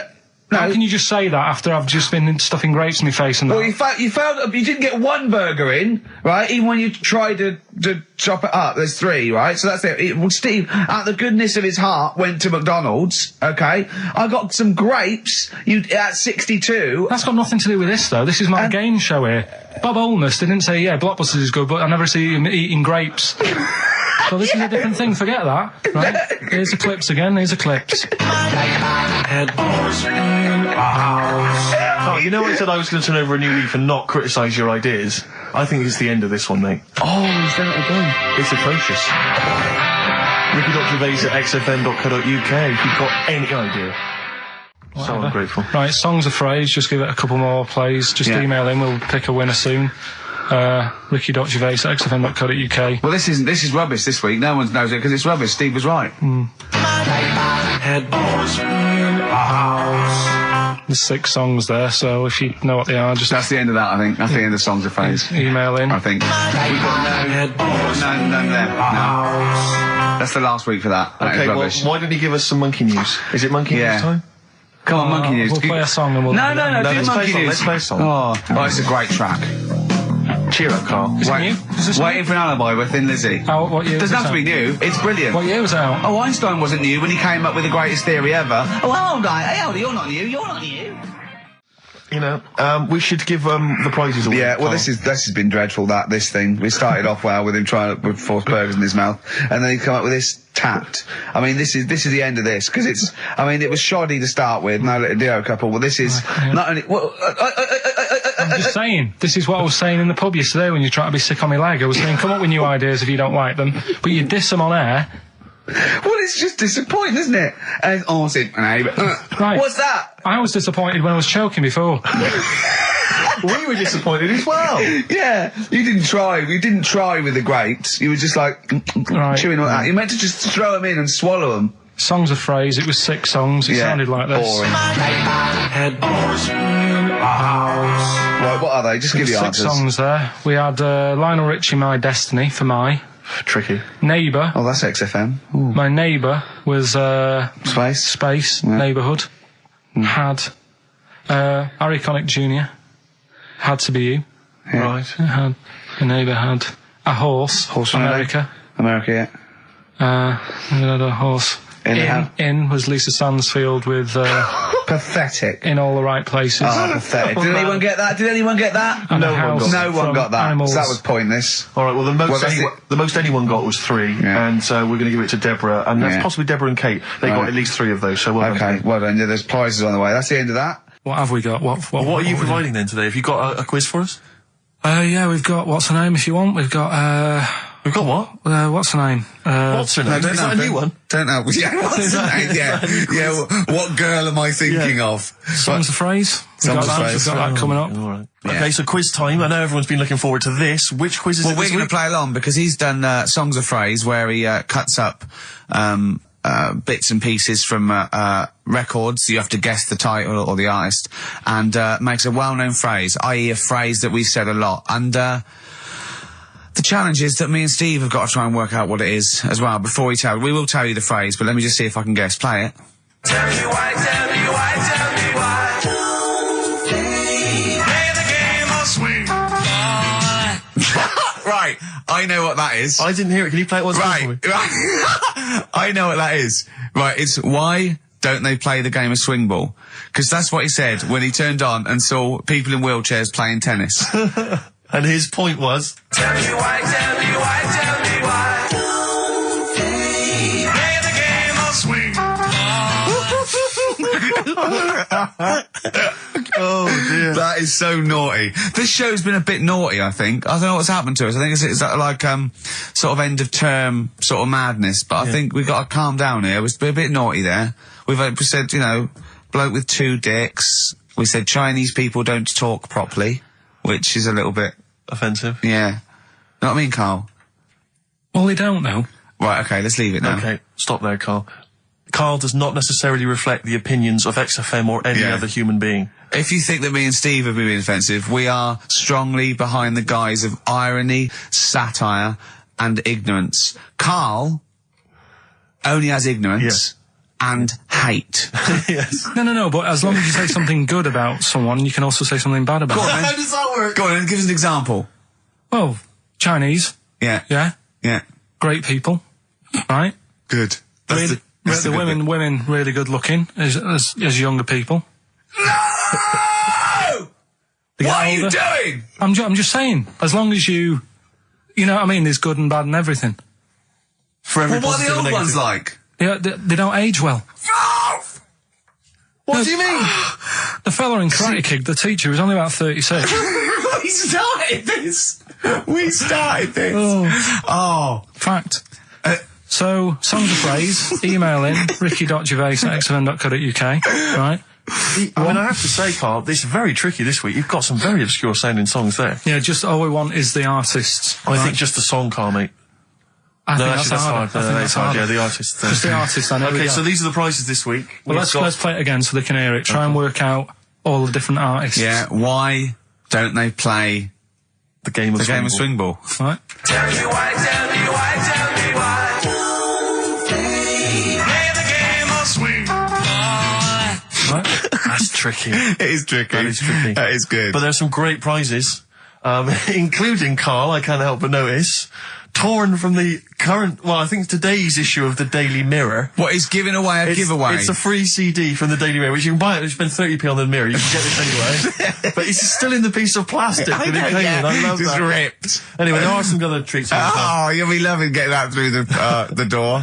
So there's the Jingly Jangly Sound of Summer, Good Vibes, a 2 CD set featuring music from Crowded House, R.E.M., Simon and Garfunkel and the Beach Boys. I'll tell you what, I've thought of another game. We can put Carl's into theory, right? I can tell him a sort of like a person or, a people or a place, right?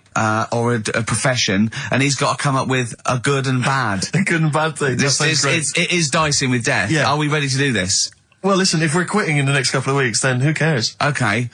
Good and bad, right? Well, hang on, whoa, let me just tell them, we're on the prizes here. All right, okay. So now 55. I know there's a lot of XFM listeners who are going to be looking forward to the likes of S Club 8 and the Fast Food Rockers. They're all on there. I can't wait. What is their second single going to be about? The Smashing Pumpkins. This is quite a good little compilation of sort of B-sides and live performances and stuff like that, which is not bad. The best summer holiday album in the world ever. I think we've given that away in the past. All sorts of stuff on there. Plus the director's cut of True Romance on DVD, the Tarantino scripted. Oh, it's a great film. Tony Scott directed movie. So there's some quite good prizes. Just play it once more. So email in ricky.gervais. Why don't they play the game of swing ball? Just the artist, yeah. That's all we're after. Yeah. Tell me why, tell me why, tell me why. Play the game of swing. Very tricky. Brilliant. Very, very that is tricky. brilliant. All right, bung the song on now. What? Let's put a song on. Bit of Pharrell Williams. Yes. Good and bad. Good and bad. Old people. Pharrell Williams featuring Jay-Z, that's the new single, and then Frontin', that's released on the 4th of August. It's made me sort of feel funky, but in a chilled out way. Yeah, that's perfect. Do some adverts though, just to... that would really help you. Yeah. Darkness. I believe in a thing called love on XFM 104.9. Ricky Gervais, Steve Merchant, Karl Pilkington. Carl set the ball rolling with songs of phrase. Why don't they play swing ball? Referring, of course, to people in wheelchairs who play tennis, because he was disappointed they weren't getting around the court quickly enough. So why didn't they play swing ball? Yeah. Brilliant.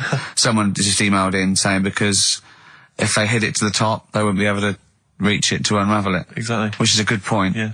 But I mean, nonetheless, good and bad in people in wheelchairs? Do you want to do that? Good and bad. Good and bad things about people in wheelchairs. Good and bad. Yeah. Suppose. Don't know really. They take up less room in cinemas. They've got their own seat. Good. That's good, is it? That's a good thing. Yeah, good. Yeah, well done. Well done. And what's bad? Don't know. I'll have to think about it. Okay.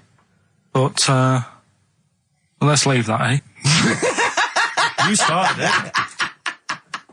Let me just give the email address. But, I mean, let me just give the email address. I just said it, so look, talk over it. Okay, I'm going to do Carl's top thing.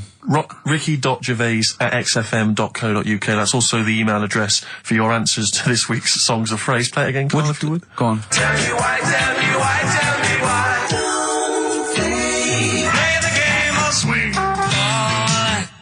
We just want the artists, is that right? Yeah, that'll do. I've got two that you don't like. Not that you hate them, but that you sort of like, don't agree with them. Would Liverpudlians be in your list? Probably. What about gay fellas in toilets looking at you? Well, I think they've sorted that out. So.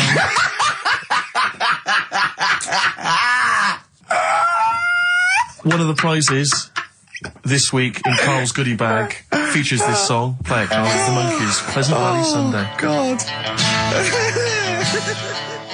So we giving the answers out for what's his name? Oh, later. Play a tune. I'm bored. The Snoop Dogg. Oh, play Yeah. Snoop Doggy Dogg from 1993. And What's My Name? Long time ago. It was indeed. 10 years ago. XFM 104.9, Ricky Gervais, Steve Merchant, Karl Pilkington. Songs of Phrase. We've had very, very few entries. I really think people aren't interested. They really have just given up. I mean, seriously, Carl. That's the one thing you contributed to this show, Carl. And it's the weak link, I think. Missing link. In the chain. The missing link. Oh, do you reckon there is one, Carl? Do you reckon they'll ever find the missing link? wandering around Manchester. Wait a minute, Carl. The stats then, let's have the answers if we can. Right, there was Let's specials. play it once more. Alright. Tell me why, tell me why, tell me why. Specials. Yep. Jermaine Jackson. The game of swing. Right, it was Play the Game of Love. I think that was Wayne Fontana and the Mindbenders. Right, you think, but you're not sure. Louis Armstrong was the Don't Mean a Thing If It Ain't Got That Swing. Yeah. And Queen, Don't Stop Me Now, We're Having a Good Time. And that. We're having a ball. We're having a ball. Yeah. Well, I mean, considering you yourself weren't entirely clear, I think it's only fair to give it to Paul Brown, who got some of the answers right.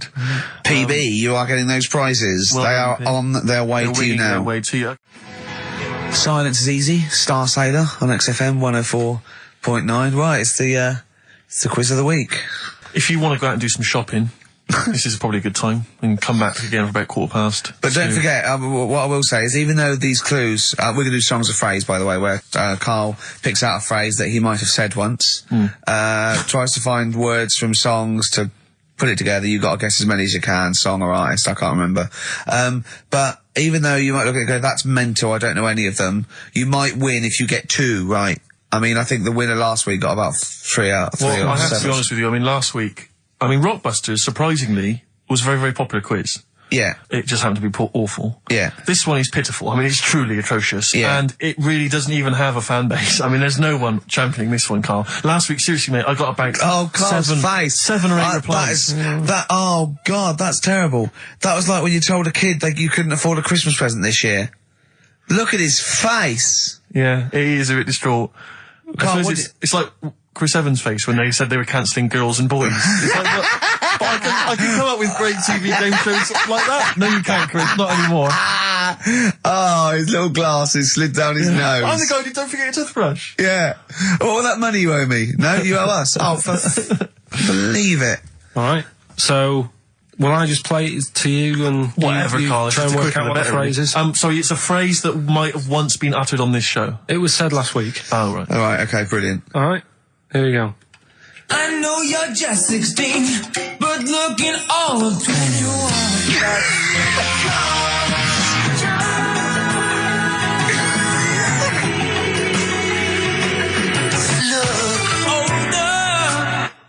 Right, I Right, didn't quite hear right. it. I know what that is. That's ridiculous. What was Right? it? What it is it's something like, right?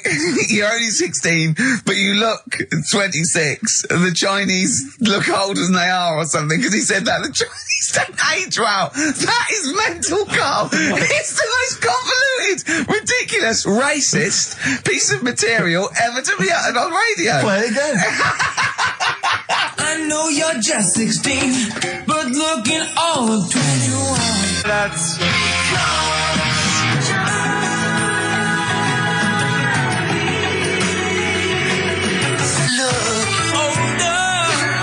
Okay, you're just 16 and looking all 21. That's because the Chinese look older. Carl, you've gone mental. All right. Oh, that is amazing. So, there you go, the well-known phrase. You're 16, looking all of 21. That's because the Chinese look older. Well-known phrase there, sweeping the nation. That'll be up there with "was up" and "shut that door." If they do a poll, right?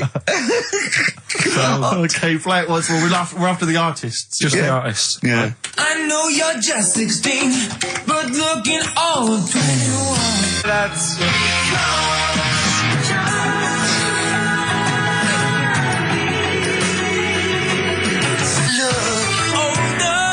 Unbelievable. All right, let me tell you what the prizes are. We've got, I assume this is the new album from Mower. Everyone's going crazy from Mower. I've not heard people stop talking about Mower. But there it is. We got the new album from the Webb Brothers, which might be quite good. The Polyphonic Spree album, the best dance album in the world ever, which is ideal perhaps if you're having a barbecue and you've got lots of 8-year-old children coming. The Polyphonic Spree, I look at them and I think, well, you know, you're a pretty good band, but if that album sounds like $1 million, you're going to make that 40 quid each. I know, it's extraordinary. I mean... They're the sort of indie equivalent of the So Solid crew. Yeah, you're not going to make any money. The manager's getting 20%. Exactly, yeah. And also on DVD, Red Dwarf Series 1. So some absolutely barnstorming places.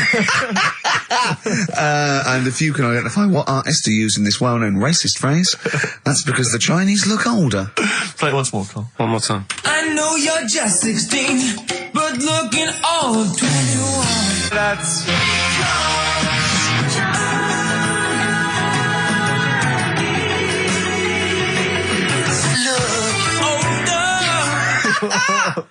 Oh, Ricky.Gervais at xfm.co.uk. Play a record. This is radio. Panic, the Smiths on XFM 104.9. Well, we've done the first half hour, which is mainly genital related. Then we've kicked in with some racism. You have to guess what artist. It seems just a couple of emails just to update you on what's coming in here. Go on. Natasha has emailed us. She says that she's of Chinese origin, and at 27 she often got mistaken for 24. So your notion that Chinese people don't age well is obviously factually incorrect. Yeah, well, we didn't need... Thank you for phoning, but I mean, honestly, trust us, Natasha, we didn't need you to tell us that. We know Carl is talking absolute nonsense. Wait till you get to 30. Oh dear, now this is quite a nice email from Paul. He says, let Carl know that I have a Chinese friend called Oi. Imagine the confusing and amusing situations we get into. We're out and about in busy Soho. Does his surname come here? Lightning wit from Carl. Wait That's nice. till you're 30. Yeah, I know. Brilliant. But no, actually, we've had a surprising response to Songs of Phrase this week, despite the fact everyone has agreed that it's racialist. They've nevertheless had a go. So keep your answers coming in, because we may as well. You're a hit, Carl. You're a hit. What, have we still got monkey news? Yeah, don't worry. Oh no, we got to do, oh look, play a record, we got to do the results. And then we got to do monkey news. Could we quickly do the results? Well, you say we've got to do the results. There's not people hanging on for them. Let's do it and just knock it out there before let's play a tune, let's come out and do it. Eddie and the Hot Rods, yeah, surely.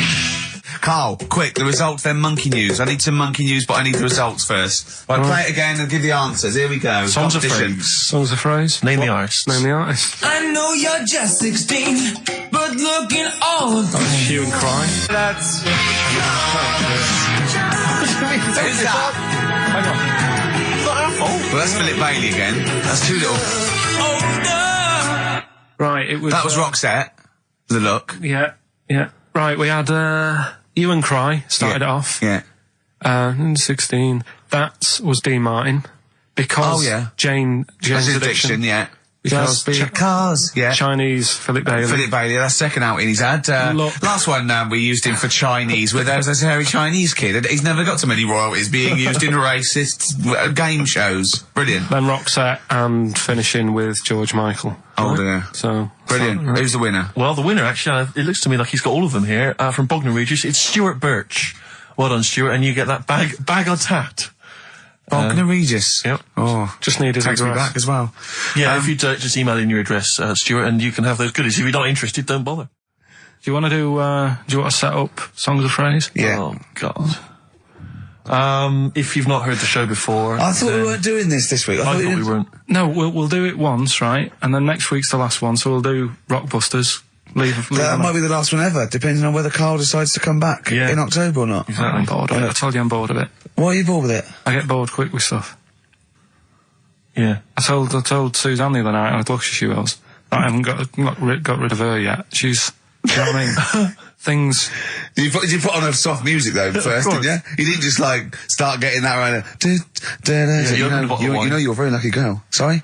Well, I usually get bored with you and that. Yeah. Oh, dude. You're lucky you haven't pissed off. Yeah. Do you want to open the champagne or what? Well, she was annoyed the other night. What's that on your ear? Don't worry about it.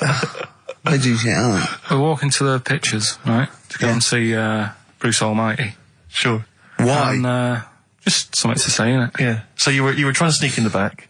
So on the way, cutting across Leicester Square, and those fellas who sell roses, he comes over. Do you want one? Do you want one? I said, don't do that. She's allergic to them. Right. So he'd go away. Yeah. She got all annoyed about that. Because she's not allergic to them. Well, she's not allergic now, but they're about £3 each. But the point of that, Carl, is not that she really wants a rose, it's that you're willing to spend £3 on her. Taking her to the pictures. How much was that? That was £8 each. Did you pay for it though? But didn't you ever... If I know you had her dressed up as a small child. yeah. Me and my son, please. Or you made her sit on your shoulders and wear a long coat. Yeah, exactly. Anyway, listen, songs of phrase then. You paid for her to go in and then you went and had a pint while she watched it. Yeah, there's no point in both of us seeing it, but tell me about it. Tell me won't what you? it's like. Oh, right, songs of phrase. So let's explain what songs of phrase is. You do it. Okay. Oh, really? If you think that Karl is bored with life, then you will be even more bored once you've heard this particular quiz. The gist of it is that Karl has taken a well-known phrase or saying... no, I'll stop you there. Not a well-known phrase. Something that he said once. On this show. Yeah, probably. And he's somehow compiled together a number of different songs which have somehow built up that particular phrase or sentence. If it's anything about Chinese people, Philip Bailey will be involved. That's all I can say. Okay, let's hear it then, Karl.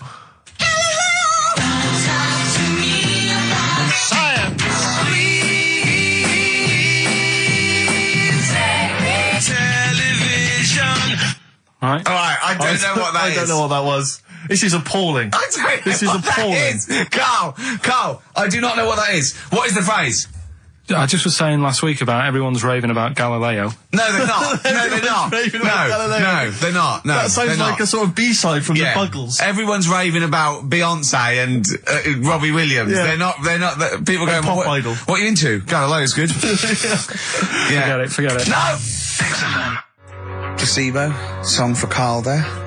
That's Special Needs on XFM 104.9. I'm Ricky Gervais with me, Steve Merchant, Karl Pilkington. We were doing songs of phrase. Oh yeah, I forgot about that. Yeah. Oh god. So what is this phrase? What is the phrase, Karl? Last week we were talking about Galileo. Right. And I just was saying, years ago, I can't remember now, when was it? When was he doing his thing? End of the 16th century, I think. Right. And he was messing about, trying to find out about speed of light or something, is it? No, he did lots of stuff, Galileo. All I was saying is, Gravity, back then, yeah, surely yeah. everyone was saying, stop messing with that, make us a telly. You know what I mean? There was other things that people would have been happier with. Sure. Back then. Like they didn't So have. the phrase exactly is what? The well-known phrase is what? Galileo, it goes like this, doesn't it?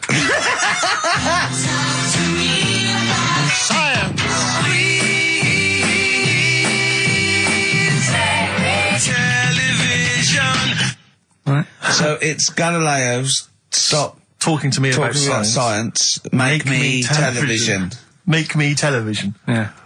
So you email in with the bands and that. Brilliant. Right, let's... That is rock bottom. I mean, the well-known phrase being Galileo, stop talking to me about science, make me television.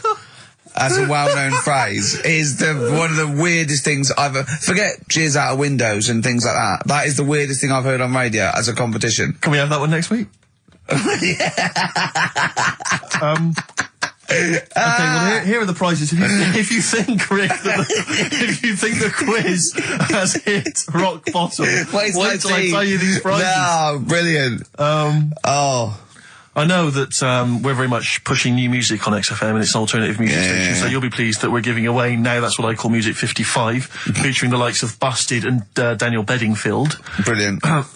You really know how to cater to our audience, don't you? The best dance album in the world, that includes DJ Sammy, Scooter, and Liberty X on there. So look forward to that. Yeah. This is not so bad. Nick Cave and the Bad Seeds, a live DVD of a, a performance, and some, pardon me again, but, anyway. That basically sums up the prizes. So, I won't tell you the rest, they're all monotonous. But, anyway, I think those crisps, Rick, have gone down the wrong way. Although I was eating goulash earlier. Sorry. I'm fine. So anyway, yeah, that's some of the prizes. And you can win some tat. So, if you can identify these artists. The well-known phrase, Galileo, stop talking to me about science, make me television.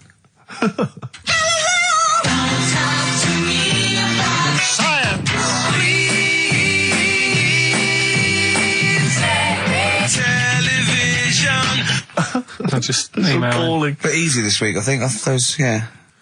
Play a record, Karl. I mean, it's ridiculous. Ricky.Gervais at xfm.co.uk. The Pixies. Answers rushing in, we should point out, for the quiz. Most of them agreeing that it's pointless. Some people have called it... It's songs of phrase, of course. Some people are referring to it now as songs of arse, which is more than appropriate. But you'll be pleased to know that it's ending this week, and next week we've got the return of the even more pitiful Rockbusters. For the last one. That's back for the last one. We perhaps also need your petitions to Karl. If you want us to stay on the air, then you need to petition Karl, giving good reasons why he should stay, why this show isn't boring, or rather why he shouldn't be bored by it. I mean, you're bound to be bored as listeners, but obviously he's running out of steam now. What are you fed up with? You're just fed up with, in general, are you? I mean, you want your Saturdays back, do you? Just want a bit of a life back, that's all. But you don't do anything with your life when you've got it. Why don't you do this instead of, like, your day job? Can't. It's more important than my day job, innit? That's what earns the company money and that. Know what I mean? Well... So... Why don't you do a regular show then? Sack someone who's, quite frankly, not putting the weight. I've done that. I did that years ago. What do you mean? Done it. Told you, I've done a lot of stuff. Boxing, done. Tick. Dancing, done. No, you turned up, the place was shut. Yeah, but... Dancing? When did you do dancing? That's when he went and said, I want to do dancing, and he went along to the place, and it was shut, and that was it. And he said, I didn't do it anymore. That's not doing it, is it? Boxing, he had a fight with one lad, then the lad beat him up, and he didn't go again. Oh dear, it's pathetic. Well, anyway, yeah, so this is basically our penultimate show. Next week's the final, and we're all looking forward to that enormously. Yeah. But that may be it forever then, and this all for one, one for all for one. The Three Musketeers, gone forever. Yeah. I, for one, will be pleased. Oh, I have to get some of these taped, because I like coming in and sort of, Incidentally, Rick, don't be afraid to nick as many CDs as you see fit on that last show. People have already nicked them. No, I know, but just take whatever you want. That Four Non-Blondes is still there, isn't it? I think it's still there. Because I don't want that to be nicked. Yeah. And I got a feeling, because I don't think there's any Smiths in the library, but there is quite a lot of Gina G. Really? What? What was that sigh for? Nothing. What? Ooh. Play a record. Monkey News is on the way, plus the results. This isn't radio. You've got to keep talking or playing music. Play some music? Yeah. I was going to say the winner. I don't think anyone cares. Oh, come on. Someone got all of them, didn't they? Well, okay, play it again then. This was Songs of Phrase. You did this. The well-known phrase is Galileo, stop talking about science, make me television.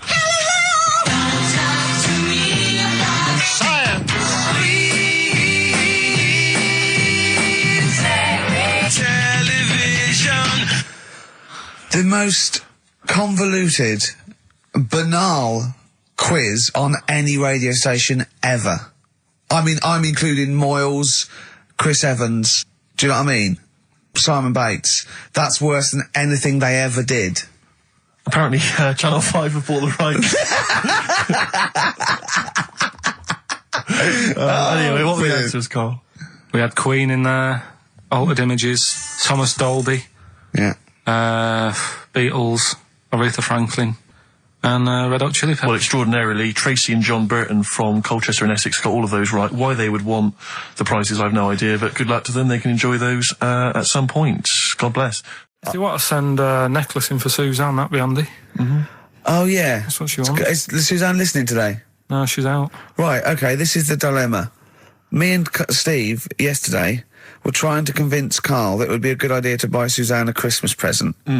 Okay? Now, why aren't you going to buy her a Christmas present? Explain, Karl, why you don't think you should buy her a Christmas present. No, I've told her I'll get her one, but in the new year. We're going away on holiday and that, so there's no point taking stuff away. Yeah. Going to Lanzarote next week. Just get something in the sales after Christmas for the, Yeah. Right. Me and Steve were trying to explain to Karl that she would love it if you bought her something on Christmas Day. Yeah, but she knows now. But knows what? I've told her. So no, well, I'm going to tell you. Do you know, right, this, dear listener, this was Karl's worry. I said, I bet she's got you something. And Karl was worried in case he got her something and she hadn't got him something. Yeah, he'd be livid. He didn't want to be down. He didn't want to be a present down. Yeah. Look at his face. So buy her a nice necklace. Don't spend, just spend £100, just a little token. We're going away. I'm taking her away on holiday. No, you're not taking her away on holiday. What, you're paying for it, are you? Yeah. Are you really? Well, half and half and that. Right. So you're paying for you to go on holiday? That's good of you. So the gift is your company, really? She's done all right. She's done all right. Why do you talk like you're 60 years old? And you've been working down the mines. I don't know, she's done all right. Do you go over to her and say, Suzanne, you're bloody lucky? I mean, You've fallen on your feet. to Look be who fair, you've Rick, got. What? I'm not sure she has done all right. I don't want to be critical, but... Oh, dear. So what are you going to get in the sales? What are you going to get her? Oh, it depends. I'm thinking. I mean, I'll give her the choice. You can have Kingsley and or Bob Marley.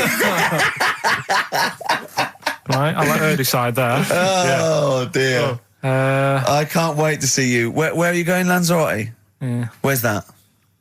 Don't know. Suzanne sorted it out. I said, Lanzarote. I said, is that Africa or is it Spain or Portugal? Just thought you don't know. I went, what do you mean don't know? I goes, well, what's the currency? I went, don't know. I said, Suzanne booked this one, did she? Yeah. I thought, where is it?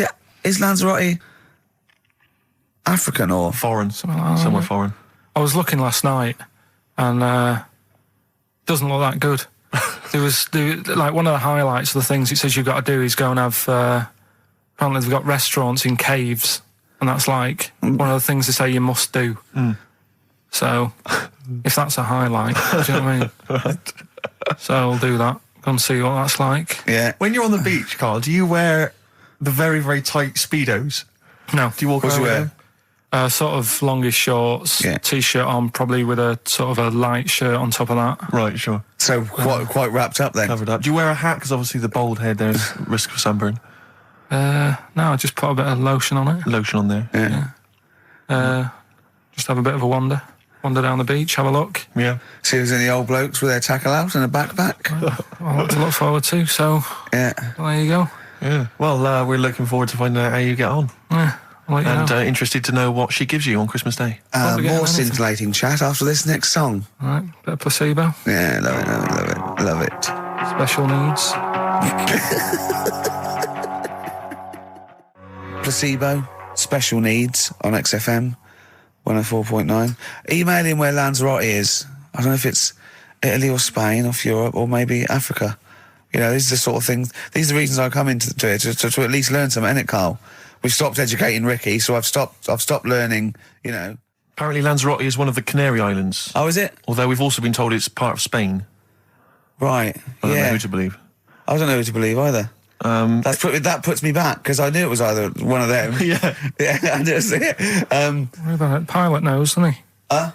Pilot knows where he's going. I thought so, yeah. Doesn't matter then. Right, we're playing J-Hawks. Let's play it. Love it. Got bored with that conversation, did you? Long and winding road. I love that, but I don't like the way McCartney sings here. Well, there's just one, he goes, you leave me waiting here. Well, he's always got that slightly affected. But it sounds style, like doesn't it? Richard Burton or something, here. Yeah. But it's only one that does it, but I don't know why. I just think he likes it or wants to go back and change it. Maybe it's like... But having said that, you know, I'm not taking away from the Beatles, one of the best bands ever. Well, yeah, good luck to Brilliant songwriters. Oh, they do well. Yeah. We've had a lot of emails, Carl. I don't want to sort of put a dampener on your Christmas, but a lot of people have been slagging off Lanzarote. One of them just said, well, one of them, I don't know if I can find It is Canaria, isn't it? It is one of the Canaries, isn't it? It's a volcanic island covered in volcanic dust. It's very windy, so you have to dig a hole to sit in on the beach, and there's hardly anything to do. That's from Mike Godham, he says, unless you like quad biking, well, you know, you've seen what happened to No, Ozzy don't Osbourne go this week, quad so don't do biking. that. Not with your little head. There's no protection at all, is there? I don't know what you're thinking. I don't know. At least Rick Mann and Ozzy had lots of hair. Yours would be like Humpty Dumpty. It would crack like a little egg. And then we'd seen, there's no kings or king's horses. So, Yeah, well, they couldn't do the job anyway. No, if you remember. shouldn't really send them. They're not really qualified. Horses not equipped to put back Send an a egg medical man. man like Neil Fox in Yes. to mend But not eggs. some kind of military horse. I bet he's had egg on his face a few times, hasn't he? What, Foxy? Yeah. Well, most of the series are Pop Idol. Right, Carl. Lanzarote, good or bad? Well, you got to give it a go, haven't you? Yeah, well done. Give everywhere a go. Exactly. That's what I was saying. You know, don't just take the word for it. I mean, if it had said an Alanova, Lanzarote shit, he'd have believed it. Sure. You know, if he'd have overheard it in a pub, Yeah. Lanzarote a crap, he'd have believed it. He'd have seen it on a website that was mainly concerned with monkeys and witches, he'd have believed it. Yeah. As it is. Everybody raves about New York, and when I went there, I thought it was rubbish. Well, you're an idiot then, because that is Subjective possibly though, the isn't it? greatest city in the world, Subjective. along with London. Subjective, though. That's why they have holiday programmes and that, innit? So you see it and you decide for yourself and that. Yeah, but you saw Venice on a holiday programme, as you put it. You went there and you went, it was rubbish, full of black bin liners. Well, it is. Right. Didn't they show them? It stunk. Didn't Judith Chalmers say that? Oh, it stinks here and there's loads of rubbish everywhere. No, she didn't. Did she mention that? Oh, that's what I mean.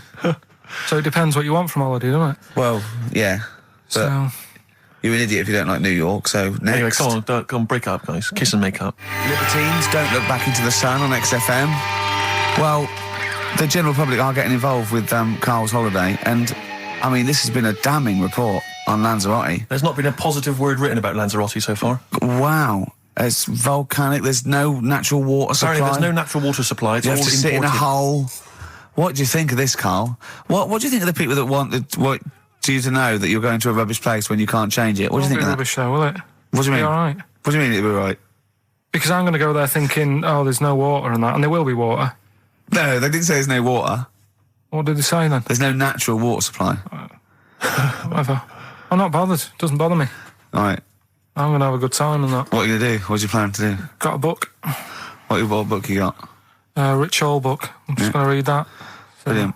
And the weather's better than here, isn't it? Yeah. So...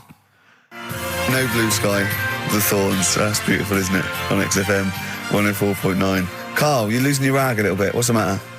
Nothing, go on. See? What's the matter? No, what's the matter with I've Karl? got something to cheer him up. Someone's emailed in, Emma's emailed in, she said that for those that know, those in the know, they referred to Lanzarote as Lanzagrotte.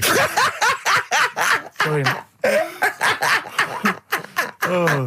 He's a bit fed up. He's got 2 CDs for Christmas from a company that's he's been with for 6 years. He's a little bit grumpy about having to answer the phones. He wouldn't go and make Steve another cup of tea immediately. Selfish. Yeah. Karl, what are you thinking? Nothing. Go on, what were you doing? Come on, Karl, you're getting paid for this. Project. Out. We'll take one of those CDs away. All right. What were we talking about? Letter to Hermione. David Bowie.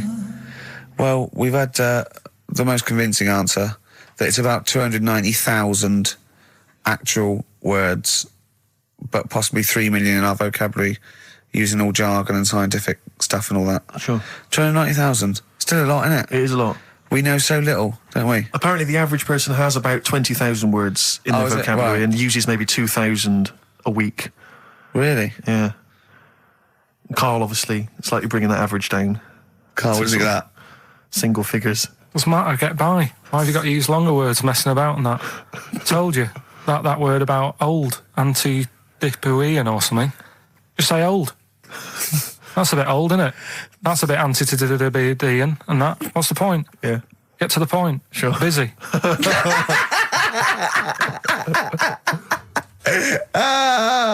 Right, okay. Are you in a film this week, Karl?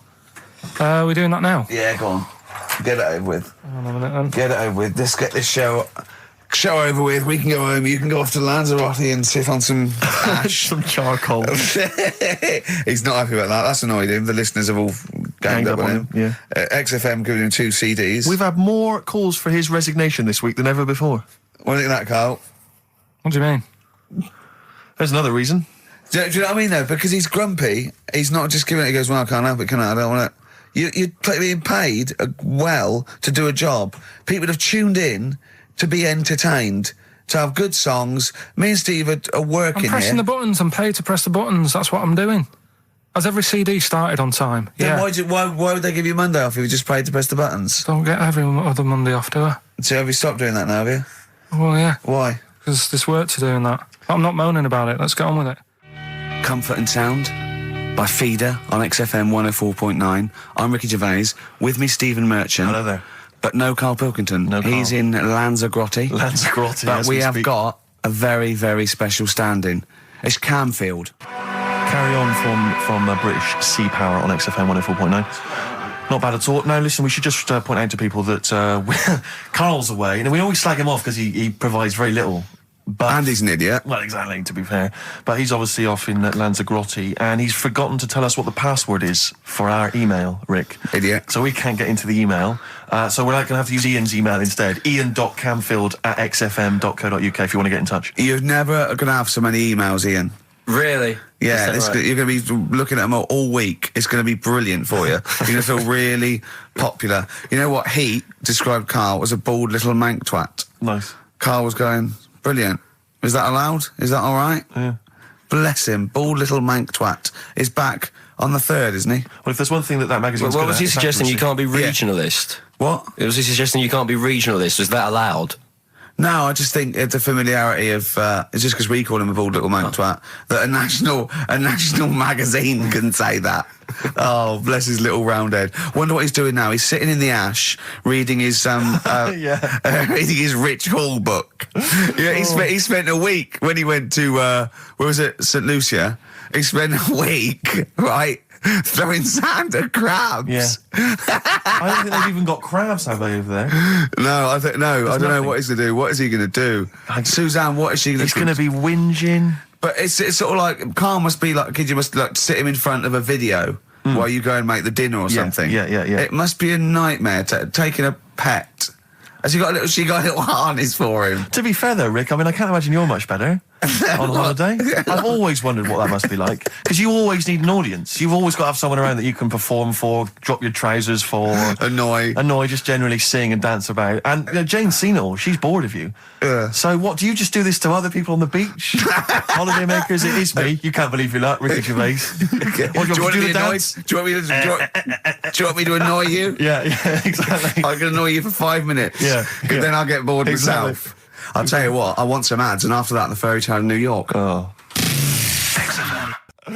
Well, have a lovely Christmas. Have a bloody great Christmas, Have mate. a bloody great Christmas. It's the best of next week. Yep. The best of the last few weeks with some tat, you know. Carl's put together. We're Look back in forward to that. January. We're playing some of our favourite songs of the year. I'm looking forward to seeing Pilker's tan and Pilker's pictures back, from his holiday. covered in ash from the beach. Yeah. And we're back on the 3rd, I believe. But Ian, do you want to introduce one? This is Ian's choice for the day. Yeah. We'll see you next week in spirit, and then we're back on the 3rd with Pilkers. Over to you, Kampf. Enough of Jonah Louis. This is Paul Di'Anno, ex of Iron Maiden, doing Santa Claus is Coming to Town. Kings of Leon, California Waiting. Steve, the public have been waiting for us to return. That's true enough. All right? Yeah. They had the best of Oh, last that week. was a joy. They had Camfield and us without Carl the week before. But it's been a while since we've all been together. I'm Ricky Gervais. With me is Steve Merchant. And over there, with his little sunburnedy, baldy head, little Karl Pilkington. Hey. All right? Yeah. That wasn't Steve slapping me head then, by the way. No, that was just him clapping, like Steve Wright in the afternoon. It's a great show. Because he's so... It is a good show. Yeah. He's so pleased that we're a posse. Yeah. And we're all back together. 3 holidays Carl's had this year. Last year. Yeah. I'd love to have 3 holidays.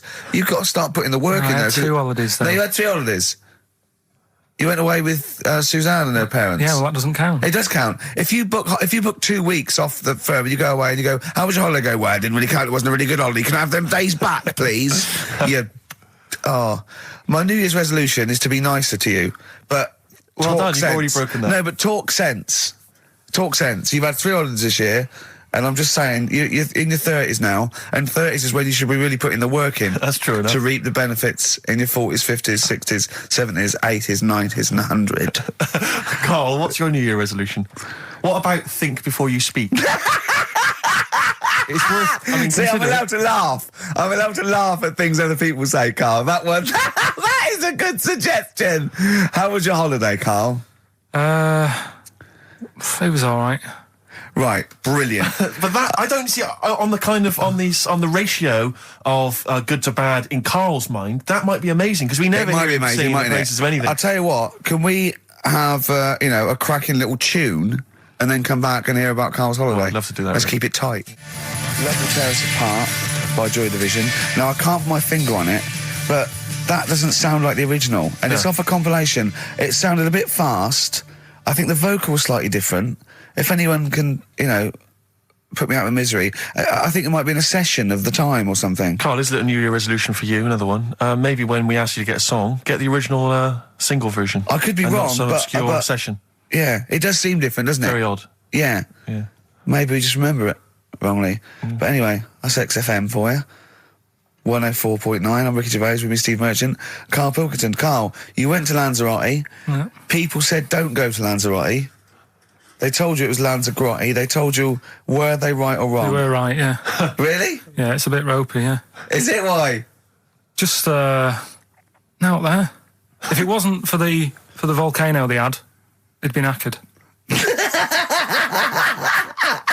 That's their big draw, is it? That's it, basically. That's all they've got going for them. When you landed, was it really hot? Were you quite excited? You were thinking this is It okay? was warm. It's we can't complain about the weather. The weather was all right. Sure. You know what I mean? That's what I went for. But it'd be nice if there just was something else. Yeah. What did you do all day then? Did you read your ritual book? No, I didn't read that. I read that book. Do you know the book that I bought? And all the chapters were messed up. Oh, yeah. I bought a better version of that, All right. and I read that, Excellent. and then Did it make more sense in order? yeah, a lot easier to follow. Yeah. And then we went and had a look at the volcanoes and that. They've got 36 of them to look at. How many did you look at before you realised that pretty much, you've seen one volcano, you've seen them all? Probably about 6 or 7. Really? And then when you got to the 8th, you thought, now I know what this is going to be, Suzanne. This is going to be like a mountain with a hole in the top. Yeah. Really? But it happened years ago as well. It's like, just keep a couple, fill the rest in, tidy it up. Fill the rest in! Yeah, no, Well, yeah. getting some builders. No, seriously though. Okay, They're a 4 death million tons of concrete, please. They're an absolute death trap. Yeah, what do you mean fill them in? Do you know what a volcano is? It's just a hole, isn't it? That's happened. Well, it's more than the happened back hole. It's in- more a portal to the magma in the centre of the earth. Back in 1730 it happened, and they still haven't sorted it out. Well, when you say it happened, volcanoes were made a lot longer ago than 1730. No, but the one that did Lanzarote in. Right. Sort it out. What would you suggest? Well, How tidy can it they up. fill it in? It's joined. It's all joined. No, but what I'm And saying is, it was the a- big it was- plates of the earth are all joined. It All was the a disaster, magma's wasn't it? joined. With the trade centre thing, that happened. They cleaned it up, sorted it out, they've moved on. That's what I'm saying. Whereas Lanzarote have just gone, leave it. It happened back in 1730. You misunderstand me. How, in the name of God, can you fill in a volcano? You ignorant twit. No, but it's not just the holes. They've actually left the lava everywhere. That's what I mean. It's not just the big holes. There's lava everywhere. But it's molten rock. They can't just pick it up like they're like a carpet. Put it in the holes. The holes are there ready. Just push it all in. That's what I'm saying. What exactly is there then? Is it just a kind of moon-like kind of surround with just kind of dust and rock? That's exactly what you see. I was there when the Mars thing went wrong. Yeah. I would have just sent a camera crew there, filmed a bit of that, right, and say, "Here we are. This is it." Ignore the little coffee shop in the background. Right? This is Mars, because that's where it's like just loads of dust, holes everywhere. Tidy it up. Little round-headed aliens complaining. It's Whinging. just like Mars. Yeah. So, is there what's the best bit about the holiday? Come on, pretend you're Judith Chalmers. I have been doing. I would have done all. I would have said that. Don't bother. I mean, the hotel was good. Yeah? That was all right. What was that like? It's all right. Just, clean. That's all you want, isn't it? See, that's not quite what Judith Chalmers does. She doesn't go, what's the hotel like? All right, yeah, clean, isn't it? All right. What was it like? What was it? 3-star, 4-star? Did that have a swimming pool? What was the room like? I had a swimming pool and that. Yeah. Yeah, it's good. I think it was one of the better ones on the island. Okay. Nightlife? Wasn't really any. There was a bar, there was some bands playing. Yeah. Not very good. Food got a bit boring. Yeah. It was always the same food every night, but they sort of themed it and made out as if it was different. So, like, on Mexican night, it'd be chicken with a nacho on it. Right. And Chinese night, sort of chicken with a little prawn cracker on it and stuff. Sure. But that got a bit boring. That's me just turning on my phone because I want to read to you a text that I got from Karl. I think you sort of sum up the holiday in this text, don't you? Do you remember I it? can't remember. Let's have a look. Let's have a little look. Let's go Instantly, to what did Suzanne, your girlfriend, make of it? Similar view to you, that they should fill in the holes? Yeah, it's just that thing. You see, I went on a coach trip, right? And you go and see the volcanoes. Like I say, there's 36 of them. Yeah. Which, how many do you need? And when we're on the coach going round all these volcanoes, the fella on the front's going and look out your left window at the moment, and there's a volcano. And if you quickly look out of the right-hand side there's another one. Right. And on the left, he's just like, all right, we've seen it. Sure. Do you know what I mean? Yeah. And that trip, I mean, we'll talk about that trip in a bit. Right, this is the text I got from Carl, right? All right. Been up to a volcano. Been in some dead artist's house who built his house in the lava. They said they would show me science with volcanoes, but all they did was chuck some water in a hole and it shot up in the air. No dwarves in the canteen, no scousers here, but there is a Swede woman with a big head. She looks effing gormless with a cap on. All right? So a little reference there to... A Swede woman? What's that mean? Do you mean Swedish? Yeah. Or she looked like a vegetable? No, a Swedish woman. But they've all got sort of quite big bill, aren't they? And I sent him a text. Oh, well, it's just good to be on holiday because, you know, I'm working. He sent back, so am I. Just been watching Sky News. There is a school for monkeys who want to get a band together. Is that monkey news for later?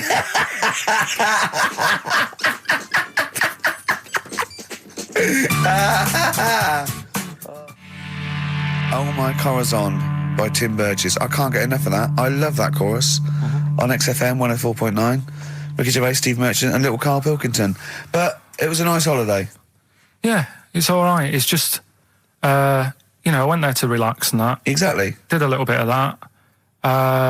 Trying to think of some new, you know, features and stuff. Sure, always working. 3 holidays a year, Jesus. Oh, well, not really 3. Oh, two. It's all holidays, really. one big sort of like work thing to me and Steve. 2 holidays, isn't it? Work hard, you need the holidays. So, yeah, the things that annoyed me was like, you get bored sat around the pool after a couple of days. I'd read my book. Yeah. You know, there wasn't much going on the Not even any complex. crabs to throw sand at, was No there? crabs or anything. They wouldn't bother with Lanzarote, right? So decided to go on a little trip. That's when I saw the volcanoes and that, 36 of them. So we go on the trip, and the thing that annoys me, it does happen every holiday that you go on. If you go on a sort of a package thing, they have these trips, right? And you pay about 40 odd quid, and they give you some wine, so it make it feel like you're getting your money's worth. But how many of these trips have you been on then? Loads. Probably about 12. More holidays than I've had. Go on. Yeah, So go on. anyway, so you're on the coach, right? And they take you for the volcanoes. They took us in the middle of nowhere. Yeah. Right. There's nothing else round there. Sure. It's like I say, it's like Mars, but with holes in the ground. Yeah. Right. And they sort of drop you off, and they go, right, everybody, see you back here in an hour. There's loads of volcanoes for you to look at, and a coffee shop over there. And you know for a fact, right, you don't need an hour there. You could just say, well, just keep the engine running because I'll have a look in this hole, we'll get back on, give us 5 minutes. Don't need an hour. Absolutely. But you know that they've got something going It's a with it. backhander, definitely. What, with the coffee shop? Definitely. Yeah, they go there and they get everyone to have an ice cream and a coffee, and they sit down, have a fag, talking to the bloke. Yeah, and it's like cousin. Yeah. Have you How ever- much was the coffee? Was it Probably overpriced? about 3 each euros. So I think it was $3.50, Sure. Yeah. which is, I don't know what, that's about 2.5 quid. Yeah, Yeah, they've stitched you up. There's a museum in Italy when we went there a couple of years back. Suzanne had like one of those little guide things. Museum there just for spaghetti. Yeah. I mean, Well, open a restaurant. Yeah. Yeah. Was it interesting spaghetti? Spaghetti in different shapes? Don't know, didn't go. I went to see a big hole in the ground. Can't get enough of them. Well, but out of 10 then, what would you give it out of 10? All in all, food, location, Right. relaxation, enjoyment. Yeah, that's 6. Okay, brilliant. 6, yeah. Next week, where are you going next week? You're not on holiday next week. Going Cool. away with Suzanne's mum and dad again. 5 holidays. Been roped Play a into record. that. You've got to put some work in. You're in your 30s now. You've got to knuckle down. It's that thing, though, innit, of looking at her mum. There's a lot of truth in that, isn't there? That you shouldn't really meet up with your girlfriend's sort of parents and that. Sure. Because you just sort of get a little taster of what's to come and what have you. Then what's to come with yours? It's a good job I didn't meet her early on. No. You're going to be in such trouble! No, they don't listen. It's all right. Really? Well, Suzanne does, doesn't she? She'll probably be out. Really? But she knows. She's got some sense. Yeah, when you get back. Yeah. You went on holiday with them, didn't you? Yeah, we've been on since then, haven't we? I don't think so. Yeah, I went on holiday last week, been away, but that was just me and Suzanne. Talk about that later. Yeah, okay. Oh. That's coming up. We noticed today how much he's simian, isn't he? It's very strange, actually. We maybe should try and get a picture on the website because Carl's arms are particularly chimp-like. It's very, very strange. Because he's got that he's got long downy hair. It's And not the like long extended knuckles. Yeah, and his totally round face that sort of the chin goes back and the dome of his cranium. I think, quite seriously, I know we sort of share about 98.5% of our genetic material with bonobos and chimpanzees, but I think he's got a little bit more. Yeah. I honestly think he's a little bit of a throwback. Just his line, they just kept to this sort of really the ugliest one in the cave and the tree, and he really didn't come out of it. I'm not saying you are, I don't think you are. Yeah, you're chimp-like. No, it does annoy me. My hair annoys me on my body and that. Because I've got like hair on my little toes and that. Have you? And on the legs. See your little toes, can you pick things up with them? No, tried. Okay. Well, that's the finale of this week's show. We're going to see if he can play a record and put the fader up From a tyre, while swinging in a tyre. Just using his hairy toes. Yeah. I've sort of got hair all the way, but then it just runs out where it should be. On the top of your head. Top of my head. It's just- Is this part of the reason why you're always uncomfortable about, being nude or around naked people? Is that partly the reason, do you think, because you look so grotesque? Well, when I'm on holiday, I don't really like wandering about without a top on unless, like, it's a quiet beach or whatever. Sure. So what would you normally wear? Need. Shirt I just and have tie? like a nice sort of light, summery, sort of linen shirt, maybe, just a few top buttons open. Yeah. But I don't like the naked body. Isn't that nice anyway, is it? You know what I mean? Whatever it is, if you're a cat and you're shaved, you don't look that nice. You know what I mean? But with I think you'll find a cat is naked even with its fur on. Cats don't wear clothes. No, but what I mean is a bald cat isn't that good. You know it does me head in that I'm bald. I'm not. I wish if I could have hair, it would be nice. But that's life. Would you isn't prefer it? animals to wear clothes like Mickey Mouse does? Or Goofy? You know that I don't like nudist and all that. We'd love to. You can ask him all the other questions because Carl. As I said last week, he doesn't feel his own testicles because he doesn't like the feel. Yeah. So, I'd like a doctor to explain to him how necessary that is. And this is truthful as well. I've got very slight pain around the genital area at the moment, and I think it might be some kind of groin strain, but I'm a little bit anxious, not entirely sure what it is. You've been with me twice when I've gone along to get them checked. Yeah. And I go, oh, what's that? Yeah. It's terrible. I mean, but, it's usually... I think you're in a pretty low risk, aren't you? I'd hope so. You're coming out of the 20s. I think testicular sort of... I shouldn't be doing this. I'm not qualified. They told all they said was to me sort of like it's 20s and 50s. We're in. Mine sort of felt like they dropped a bit the other week when I was on holiday. I don't know if that's like when you're relaxing or I was wearing shorts a lot. How far? If it's 2 foot, it's too far. I was having problems walking. What do you mean? Why? No, it was just a bit I had shorts on all day. I'm happy and walking about on the beach and what have you. And then at the night when I put some long trousers on, I was sort of walking like a ricket. They probably like stretch a little bit. Sometimes, I told you when I was about 18, I was scared. I went to the doctor. I felt a pain, right? And because I was doing biology, I thought I'd show off this doctor. I said, I've got a pain. I think it feels like it starts in the epididymis and goes up through the urethra either. And he went, finger up the arse. He said, your jeans are too tight. They're squashing your balls. So we want a doctor like that. So what's the phone number again? It's 0871 222 1049. A qualified What do you doctor. mean your balls dropped, though? We've got to come back to this. I don't know, they just felt like... it's not too bad at the moment. I was all right on the way in, but it was I feel twinges all the time, but you never know whether it's just because they're in... but they felt like they weren't my own. Do you know what I mean? They sort of felt a bit like these are... There wasn't a bloke standing really close to you, was there? You didn't get them mixed up, did you, on the way back? On the flight back? Someone else has got them. Take a leaf out of nudist books. They just walk around, they've got nothing on it. About nudists. Why? Well, let's play this ad break and that. And have you had another encounter? If we've got time, I'll tell you about it. Have you really? XFM.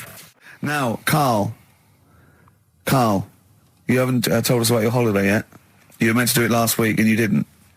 You started telling us, but we didn't have time because we had to do monkey news about a monkey who was a director who cared about lighting and stuff. Is there more monkey news this week?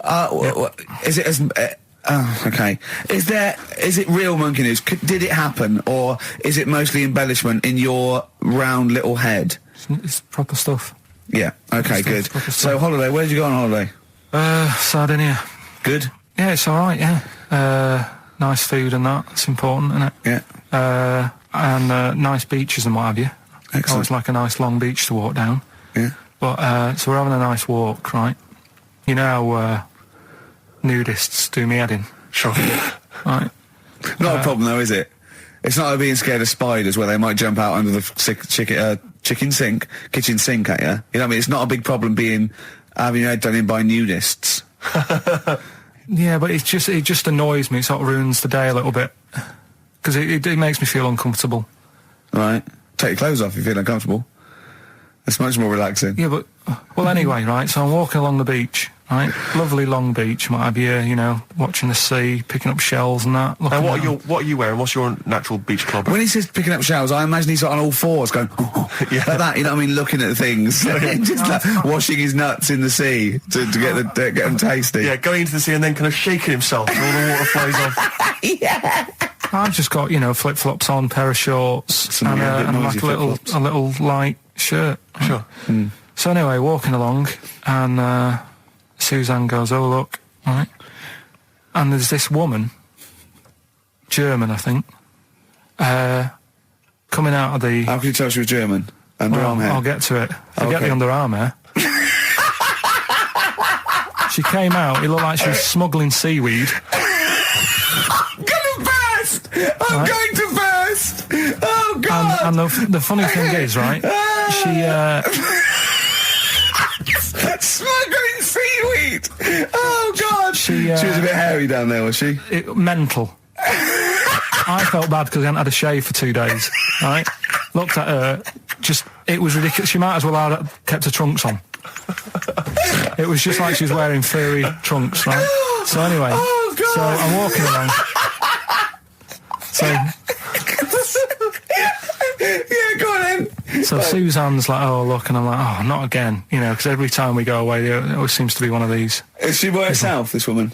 Well, the weird thing was, she was with her husband, right, Yeah. but he had shorts on, he was happy, right, but every time, like, because I walked past her, and he sort of ran off, because he's embarrassed. Do you know what I mean? There's nothing normal about it. What can he do? He can't go, "All right, mate," because he knows it's odd, right? How old was he? Sorry, how old was she? It's hard to tell when someone hasn't got clothes on. Sure. Do you know what I mean? They always look older, don't they, when they haven't got clothes on anyway. But I'd say she was about 40, 41. Okay, right. So I walked past, and the annoying thing is, she got there on a bike, right? No clothes on, little pair of boots next to the bike. So if you can wear boots, just pop some shorts on. You know what I mean? That takes more effort for me, putting boots on. So put the shorts on, right? So anyway, so the husband kept running off.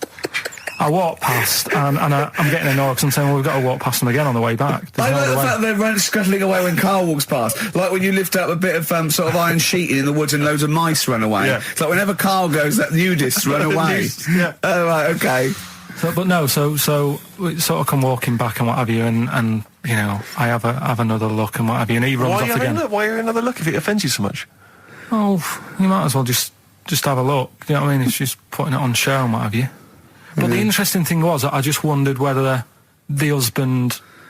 If the husband were nude, you'd looked at his tackle. Because remember, when you went to see those two strippers, and it was a woman and a man, and they whipped their shorts off, you said you looked at his tackle first. I think any bloke would. Wow. You would. You just check it out. It's natural, isn't it? You just go, "Oh, right." So it is normal or whatever. Because you don't know if... do you know what I mean? You don't know if what you've got's right until you see someone else's. No, do you know what I mean? Yeah. But anyway, so, but he got us talking, because I was, then, as soon as I saw her, sort of, day's been ruined a bit, so I'm walking up the beach. It's been ruined! Walking up the beach with Suzanne going, "How does it happen? Do you know what I mean? Why do people do this? What fun are they getting out of it, and what have you?" And, I just was thinking, is there any chance that fella, right, didn't even know that she was a nudist until they went away? Do you know what I mean? Because I said to Suzanne, if I met Suzanne, it's like we're getting on, yeah, everything's fine. And then you go off on holiday and you go, you haven't got much luggage. And she's like, no, it's fine, this is plenty. And I'm thinking, that's weird. And then we go down the beach and she whips her knickers off. I'd be annoyed, but there's nothing I could do. Do you know what I mean? Sure. So I'm just wondering whether that's what happened to this fella.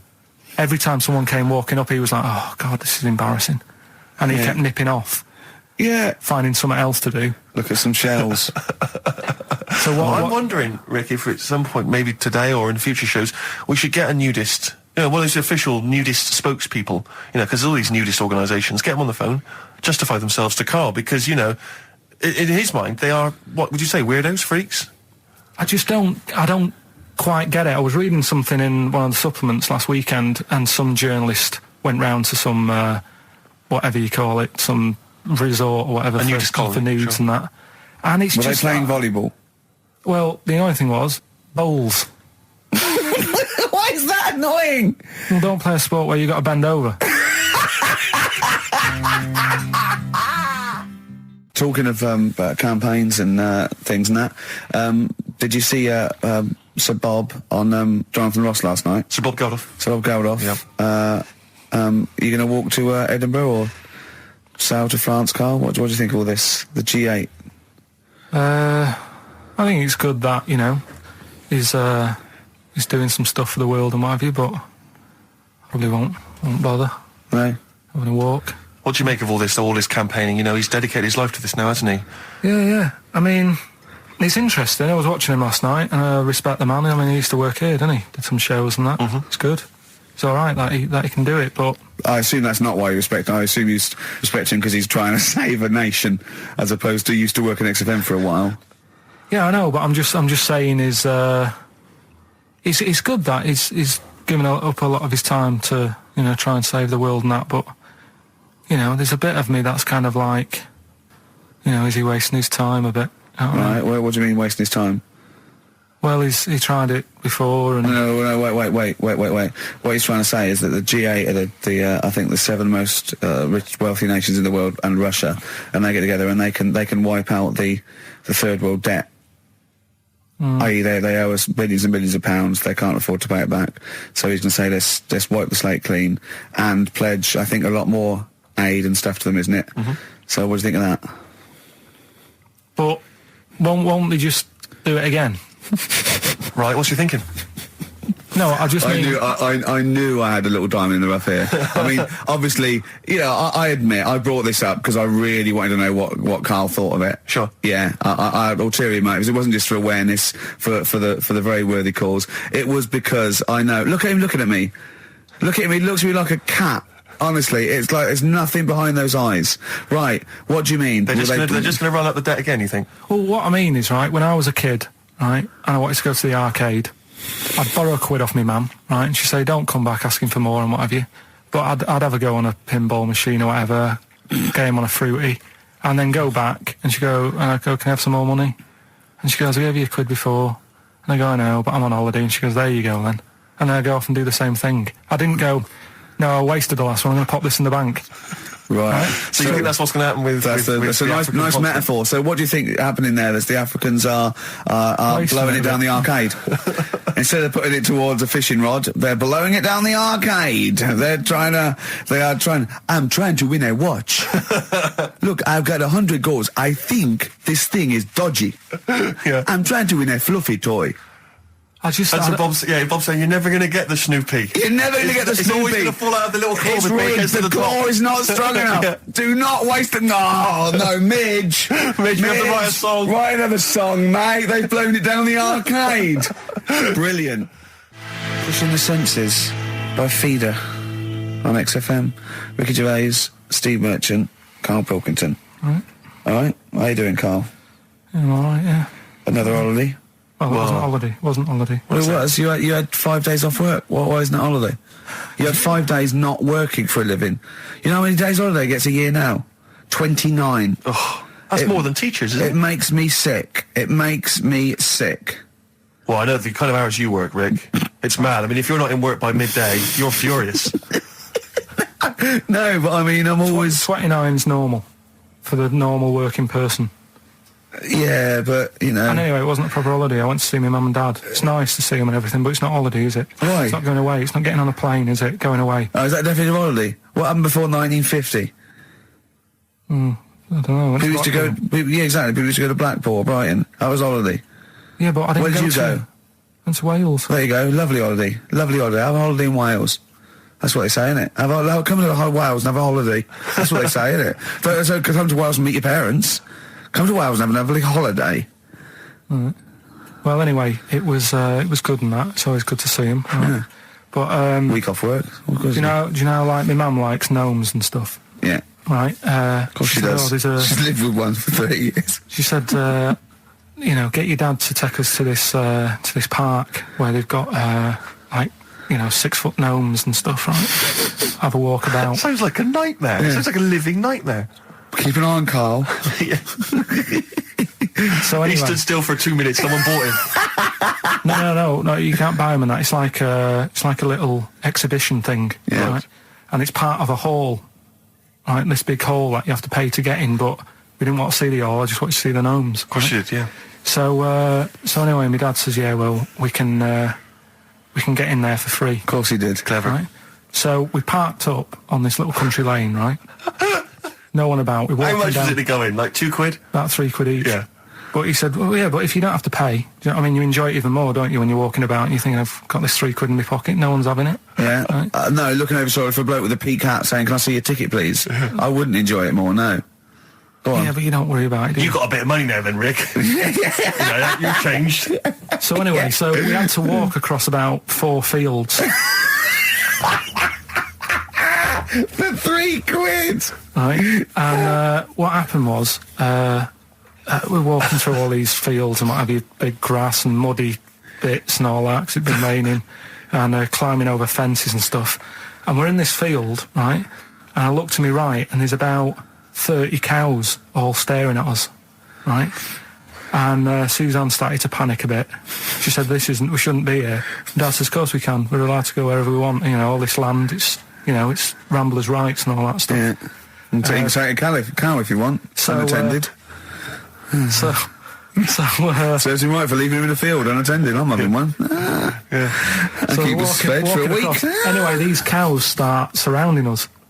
Surrounding us. Oh, brilliant. Oh, no. Face off. And Suzanne's panicking, going, this isn't right. We're not going to make it to the fence in time. They're moving faster than us, and he started sort of running a bit. Wow. And It's like Dad some was kind of bovine West Side Story. Don't A gang of cows coming at you. don't worry about it and stuff. But my dad had to sort of stand there and like wave a stick at him. Of course. And we got away, but Suzanne was like having a bit of a sweat You on, got away. saying, we could have got killed. Sure. And my dad saying, no, it never happens. And I just wondered if it does, if there's a risk of... Yeah, it is rare, but there's been a couple of cases of being trampled by cows. They're not aggressive. They sort of run through you. Well, they're aggressive if they've got a calf. They do have kids. What? You had kids with them. Kids, yeah. That's goats you're thinking of. Yeah. Maybe they were trying to sneak into the gnome thing, and they were worried that, like, if too many people did it, and they thought some cows, we can just sneak in They where were trying, cows, yeah. no one's expecting cows. And the cows but were some going, humans. walk upright like you're human. Don't walk upright. They thought you'd blow their cover. Yeah. Yeah, people have been killed by cows before. Yeah, that was like the highlight. And then... So when you arrived there, you were presumably covered in mud, looking like something that had just come from Glastonbury, staggering around this exhibition. It wasn't that bad. It was just like a woods, and it had like a funny sort of funeral, like a graveyard thing. Right. With bodies sort of hanging out the ground and that. And we had What? these 6-foot gnomes. Right. And then we just set off again, walked back. But we You didn't sure have to this go wasn't through a the field. dream? No, it was good. But then I got back, right, Steve, and called up Ricky. I said, right, are you about? Have a chat and that. So he said, I'll just come round. It's a nice day. Have a drink and what have you. So I got round there at about 6:30, right? Go up to his door, knock on his door, right? He stood there with his tackle out. Yeah, what did you make of that? What was wrong with that? What do you mean, what's wrong with that? Why were you looking at it? Why was were you odd. looking at it? I tried not to look at it. But again, you're always sort of attracted to it, aren't you? Kind of like... I've never been attracted to another man's tackle. I don't know what you mean. you can't help but have a little sly look. Especially when it's there. When you ring the bell, and I mean the one on the door, right? And that's hanging out. And does he dress to the left or the right? It was to the left, right? Yeah, it was left, yeah. Just popped it out of my shorts for him. Just popped him out of the shorts. Should have seen the state of him. Shorts on, no top, cigar. Looked like someone out of The Sopranos. It was a mess. Yeah. And then, Then we sat on the balcony drinking wine, didn't we? Did you pop it back in, or was it? Yeah, I popped it straight back in. I'd got the laugh. Sure. I'd got the laugh I wanted. Yeah. He walked in, he went, it's not that hot. Straight away, it's not that hot. Oh, brilliant. then, was that knob news, or is there more? no, it's got more knob news. That's just a on there. taster. Just a taster. Listen, let's play some adverts. Let's play some great music, and maybe we should have some early knob news. Early knob news coming up. XFM.